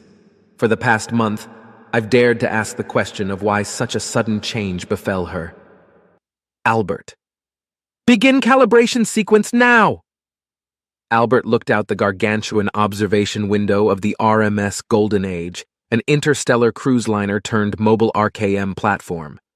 The alien planet lovingly designated Alderaan II was locked in the sights of Albert's most horrifying creation. The wonder weapon codenamed Pandora was being charged up for test firing. "Target locked, sir. Permission to fire?" Recently pardoned Admiral Krieger gave the order with a simple nod. In a millisecond, humanity's first RKM seemingly popped out of existence, propelled into FTL by the majestic power of the altered Friedman drive. In roughly 1 minute, it would reach its destination, and all hell would spill loose. If it worked. Krieger turned to Albert and asked, "How does it work exactly?" Albert thought for a minute, then replied, "A normal FTL drive could reach its destination instantly, but must first slow down to less than relativistic speeds. The vast majority of travel time is spent decelerating to prevent any causality breakage, as well as prevent time dilation for the biological crew. This FTL drive only decelerates to an incredibly small amount, less than the speed of light. 99. Insert the desired number of nines here. It hits as hard as we want it to, essentially infinitely powerful." Krieger kept staring out the observation window and said nothing. He understood none of what Albert just said other than infinite power. Krieger hoped that was a good thing. On the surface of Harmonic Wind, the planet humans dubbed Alderaan, families played in a park nearby the local police station. Commuters traveled to and from their work, worrying only about what they would do with the rest of their day. People walked the streets, stopping to buy some new soil bedding or furnishings for their homes. Conversations about the humans were commonplace, but everyone felt relatively isolated from the war. They were across the galaxy, after all. Soon after Albert stopped talking, the fireworks began. Alderaan II was hit with 10 circumflex 32 joules of energy, enough to not only shatter the planet but completely evaporate it. The planet shattered like a balloon being popped with a naval railgun. The amount of overkill was so disgustingly absolute that not even a single microbe could survive. There were no words to describe the horror that was unleashed, and this was only an infinitely small fraction of the weapon's potential power. The sight was too horrible to bear, and the implications were even worse. The galaxy had entered a new age of untold destruction. Not even Krieger cheered for their success. 1 second ago, an alien planet filled with life and adventure existed, and now it was reduced to glorified space dust. 50 billion aliens died in an instant, not having enough time for their neurons to even get a signal from the blinding flash of energy they were subjected to. The deck remained silent in abject horror and shame for many minutes. After some time, Albert mustered up the courage to mutter a single sentence. "It's done." Rant Yaul's Memoirs, Log 2. I took samples of the blood work and genetic makeup of the High Counselor at regular intervals for well over 1,000 years. Now, instead of sending these samples to the genetic labs, I study them directly. When comparing her DNA to that of other individuals of standardized species, I noticed one stark difference. A string of 20 genes is present in Q-Ton that are not present in any other standard species of the galactic databanks. High Counselor Q-Ton. High Counselor Q-Ton relaxed in her office and enjoyed her perfectly synthesized flavored water. She thought about giving the synthesizer a raise, but her mind quickly turned back to the humans. Q-Ton wanted to watch them burn like the vermin they truly were, simple animals meant to be destroyed. Why the council before her thought humans were worth protecting was beyond her understanding. "Counselor, you are needed in the war room." The plant rose from her Neurotech R soil bed and requested to be beamed to the war room. Her molecules were transferred to the room's teleporter, and her consciousness was put back into her body. The sights awaiting her newly rematerialized eyes were puzzling. She was staring at a blank screen captioned, "Harmonic Wind. Population, 50 billion. Get me up to date." Fleet Commander Yout replied, "Our satellites over Harmonic Wind are showing something troubling." There was a bright flash of white, and now the area that the planet once occupied is empty. How is that possible? We have no idea. Q-Tan pondered for a moment, still adjusting to her revitalized brain. She, unlike the others, didn't notice much change from the re-evolution procedures. Her mind just seemed slightly more clear in her hatred of the humans. For everyone else, the person they used to be seemingly disappeared, replaced with a comparatively heartless and cruel individual. The suicide rates plaguing the civilian population had plummeted to pre-war levels. Seemingly, they were now accepting this genocide of inferior animals. If what the screen reported was true, however, Q-Ton's worst fears may have just been realized. Is it possible the humans have weaponized their FTL? The room went silent for a while, pierced only by the nervous whisperings of the War Council. A young and low-ranking aide to one of the admirals broke the silence. "That is our only explanation. Get me a line with the Fleet Lord. We must destroy them before any more worlds are lost." Rant Yaul's Memoirs, Log 3. These genes appear to be responsible for the majority of what humans call the flight or fight response. I hypothesize that these genes regulate neural stimulation of aggression or fear. Upon seeing a human, an apex predator, Q-Ton immediately went into fight mode. Her aggression and lack of reason in our so-called diplomacy with the humans support this theory. My ideas were confirmed when I subjected Q-Tan to a mental scan under the false premise of a new standardized procedure. Fleet Lord Wenton. Wenton and his advisors sat around a large circular conference table. In the middle, a hologram of Q-Tan was barking orders at the group of high-ranking officers. After her tirade was complete, the hologram dissipated, and the real work began. The fleet was adjusting to the new ships they had been assigned to. Lord Wenton had been assigned the entire fleet of Retribution and personally oversaw its operation. 100,000 ships waited in interstellar space outside of TRAPPIST, Sol, and Proxima Centauri. The consensus from High Command was that human resistance would crack as soon as the core was destroyed. Humanity would lose its ship production capabilities, and life could go back to normal. Weston turned to face the crew on the bridge of his flagship, Unyielding Might. The ship was a gargantuan 12 kilometers long and 3 kilometers wide. The grand structure was dotted with thousands of antimatter barrage systems, long-range artillery, and hundreds of rocket pods. The main weapons paled in comparison to the complement of 2,300 strike fighters and bombers capable of ripping the best-defended ships into scrap. He knew, however, that even though all this power only barely matched the unhinged prowess of human ship technology, many of the people around him would undoubtedly die in the battle to come, maybe even himself. Yet the decision had already been made, and Weston was not a traitor. Today we will avenge the countless billions that humans have carelessly eradicated. Many of us will fall in glorious combat, but the humans will face fury they never could have imagined. They will lose everything they've ever known, and the survivors will watch their once great empire crumble into a historical footnote. Today, humanity burns. The bridge crew cheered and entered a truly primal state of bloodlust. The entire fleet, watching the Lord's speech over hologram, cheered alongside them. All ships, jump to your assigned assault zones. Let not a single death go unanswered. Rant Yowell's Memoirs, Log 4. Multiple regions of her brain were hyperactive in comparison to 100 other standard species brain models.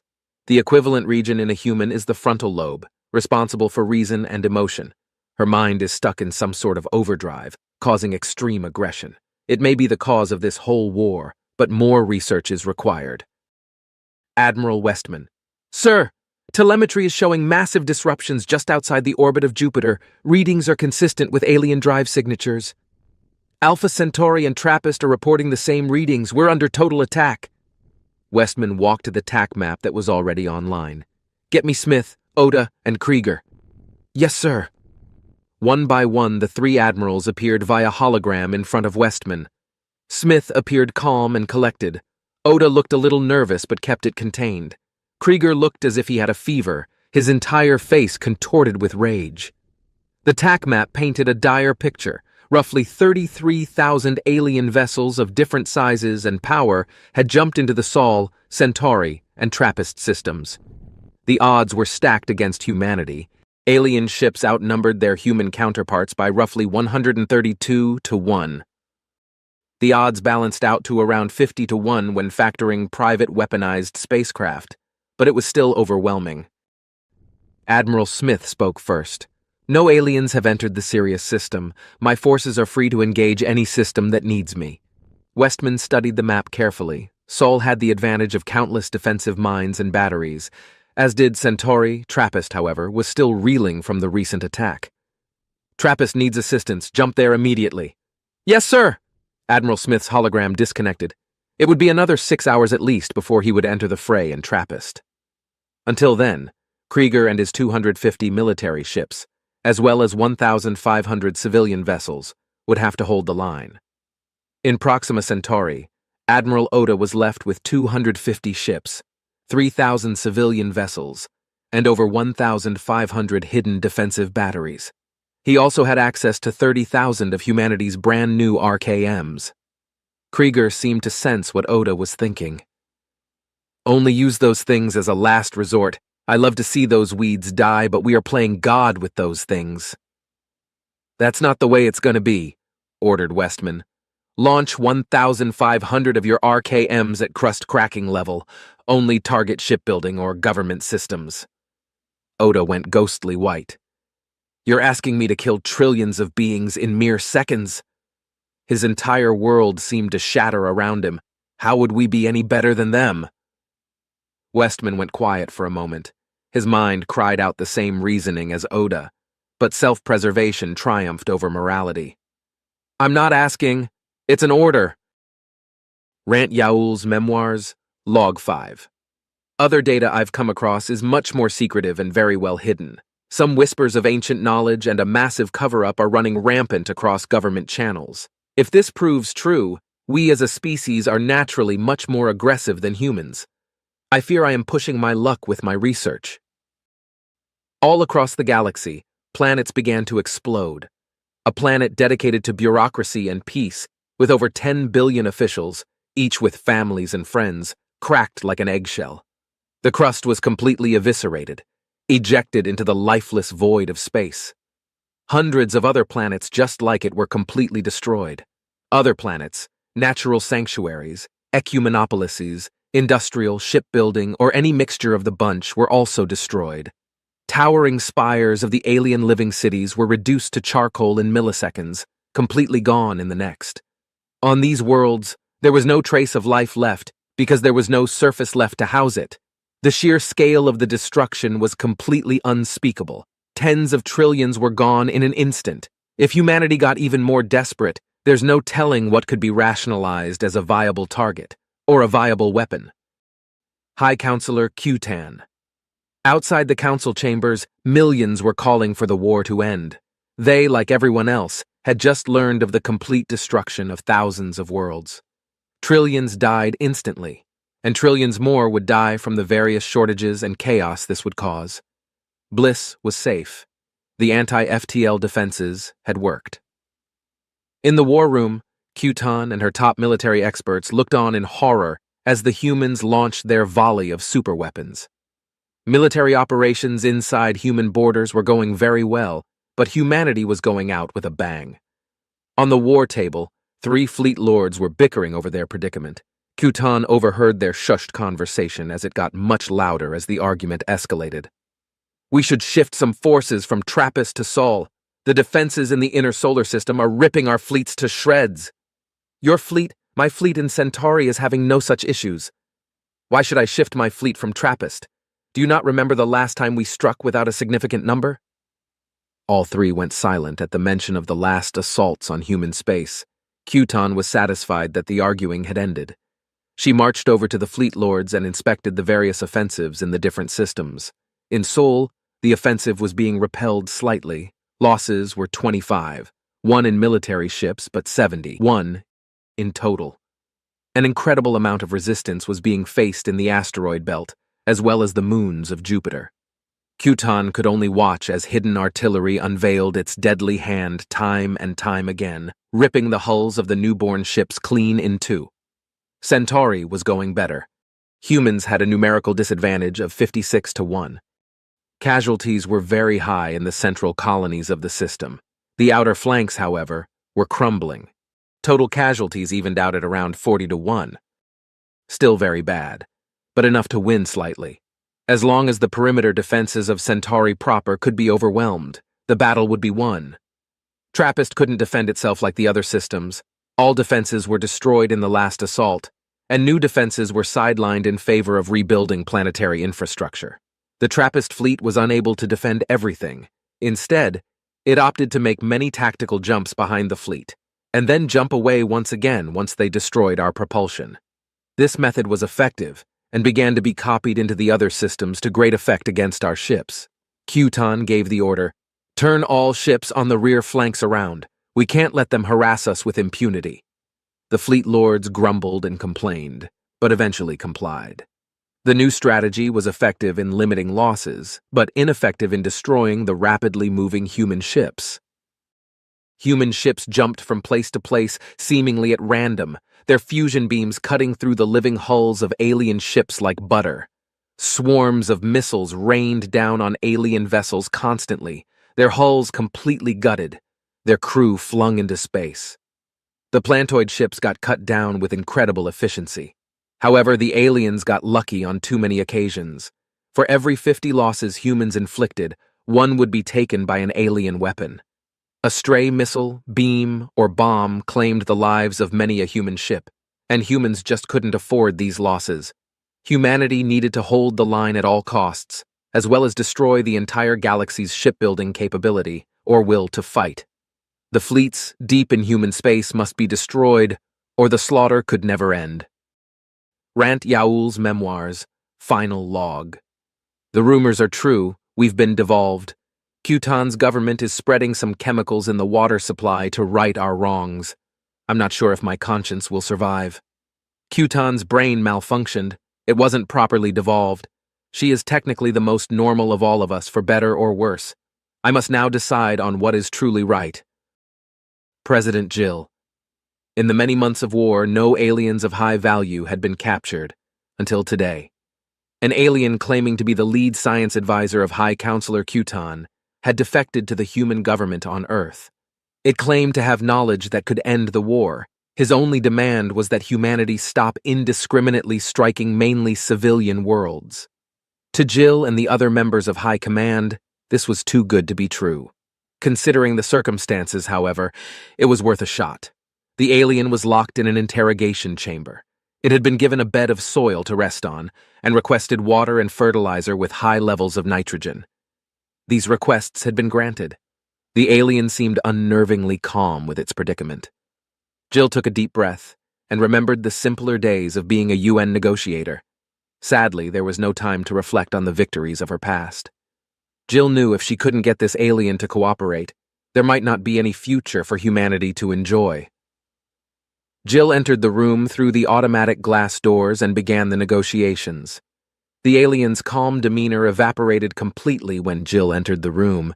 It seemed to be completely terrified in the presence of a human. Its voice came stuttering through the translator.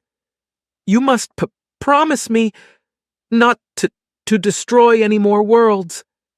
"I can't do that, though I think you already know that. If you tell us what you know, we can take steps to minimize civilian casualties." The plant's leaves drooped slightly, but it seemed to be getting calmer. "You must destroy the capital quickly if you wish to end the war, but you are incapable of doing so without my help. Please continue. We have a field of distorted gravity around the capital. I know the locations of each and every pylon that powers this field. I can give you a list of targets, but you must agree to strike only these targets I give you. What about your shipbuilding facilities or military outposts?" The alien curled its leaves as if to enter a thinking position. That would not be necessary, as the populations of such planets have not yet been entirely re-evolved. They are not aggressive enough to be a threat. Re-evolved? Our species once was as aggressive as you humans. We fought each other long ago. You were but primitives confined to simple dwellings, and your kind worshipped us as gods. We attempted to destroy you then, but our leaders developed some morality. They realized the error of our warmongering ways and limited the abilities of our brains to accept violence. The alien stopped communicating and appeared to take in water and nutrients. Cuton has begun reverting our species into our aggressive versions. Her mind was mutated and damaged by the devolution process so long ago. She's been stuck in our version of the flight or fight response ever since you made first contact with her. You think if we cut off the head, the body will stop fighting? I'm certain of it. Guns, guns, guns! Thousands of railgun bolts thundered their way toward the plantoid behemoths, ripping massive gouges into their once living hulls. Massive barrages proved to be highly effective against the ships with crippled mobility.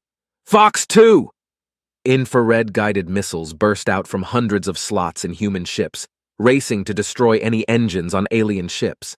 They effectively crippled the mobility of large ships and wholly incinerated the hulls of smaller support ships. Fox 5! Only the largest of human warships would announce such a code. It insinuated the firing of gargantuan spinal-mounted fusion lances. Striking with insane force and arriving nearly instantaneously, these monsters gutted many a Xeno-dreadnought. The chaos was absolutely beautiful. Human ships demonstrated their incredible engineering flawlessly. Losses in the Sol system were extremely low, the alien invaders being repelled with little loss of life. 13,000 of the plants were incinerated and flung into the vacuum when their ship, the Leaves of Justice, was directly hit by a fusion lance to its bow. The ship was completely eviscerated from bow to stern. Only a steaming heap of biochar was left in its wake. Only a second later, hundreds of railgun munitions slammed through the shields of the infernal winds, and the bodies of its crew turned to a fine paste by the resulting decompression of the vessel. Every support ship within a distance of 200 miles behind it had a similarly gruesome fate. Hidden defensive platforms unleashed fury upon the invaders, and barrages of missiles, lances, and kinetic munitions slammed the enemy lines in unison. The symphony of destruction they directed was so magnificent that the civilians on Ganymede could only stare at the sky and watch the numerous nova-like explosions above. The carnage was over within an hour of its beginning. Humans had successfully destroyed over 15,000 of the plantoid ships, only taking 100 losses in return. The debris field filled the void from Jupiter to Mars. Millions of the invaders now floated lifelessly in the void. Earth was safe. Ships from Earth began the FTL journey to Trappist and Centauri. Centauri could hold out for reinforcements. Trappist, however, was in a dire state. Admiral Krieger. "Sir, we've lost another destroyer. Order the Rust Bucket, ramming speed, and Gunrunner to jump into the enemy fleet, drop mines, and jump back out." "Yes, sir." The three ships did as commanded. Sadly, the Rust Bucket couldn't jump out in time and got caught in its own antimatter blast. The crew of 1,500 took down 57 alien ships in exchange for their sacrifice. The other 2 ships escaped unscathed. Ramming speed took down 32 ships, and the gunrunner took down 71. The carrier Enlightened Idiot has taken 15 direct hits. It's venting atmosphere. Tell the crew to overload the reactor and set off all munitions. Evacuate all personnel. The ship went up in a gargantuan fireball, evaporating hundreds of alien vessels and flinging shrapnel into hundreds more. Only 150 of the 32,173 crew made it out alive. How many of the citizens have evacuated the planet? Admiral Krieger's first officer didn't respond. How many? The first officer remained silent, a single bead of sweat dripping off his forehead. 10 out of 800 billion have successfully evacuated. How much longer do they need? Projections show about 15 hours. God help them all. The Admiral's flagship unleashed a volley of kinetic fire, ripping 72 ships to shreds before jumping randomly once again. 20 more human ships were gutted by enemy fire, taking down 150 enemies in their ensuing explosions. Sir, alien ships have breached the 6th quadrant. Hundreds of alien vessels smashed through the human lines, racing towards the exposed planetary surface. Mines were detonated, destroying all the ships, but not their debris. Thousands of tons of biological composite alloys rained down upon the helpless citizens of TRAPPIST-4. Millions were crushed as their high-rise homes collapsed under the weight of innumerable alien corpses. Hours dragged on, and human numbers kept getting lower and lower. Alien ships kept breaching the defensive perimeter, killing more and more innocent civilians with each shot they fired through the weakened planetary shield. Admiral Smith was only 2 hours away. If the fleet could hold out for that long, the system could be saved. Krieger had lost all of his civilian militia ships, either to the enemy or to retreat. Only 100 of his 250 ships remained to hold the ever-thinning line. Every second that passed, thousands of humans died on the surface. The fleet simply couldn't hold back the alien onslaught.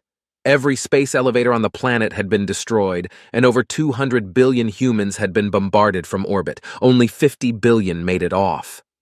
With the destruction of Krieger's last supercarrier, the Hornet's Nest, he finally gave the order.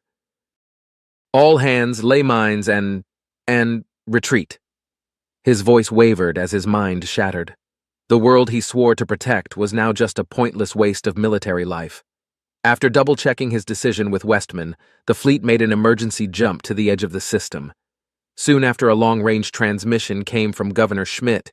"You did your best, Krieger. You saved 50 billion lives. Time for us to take matters into our own hands." Krieger could only watch in horror as the planet he had protected for half a century was lost to the alien horde. Governor Schmidt.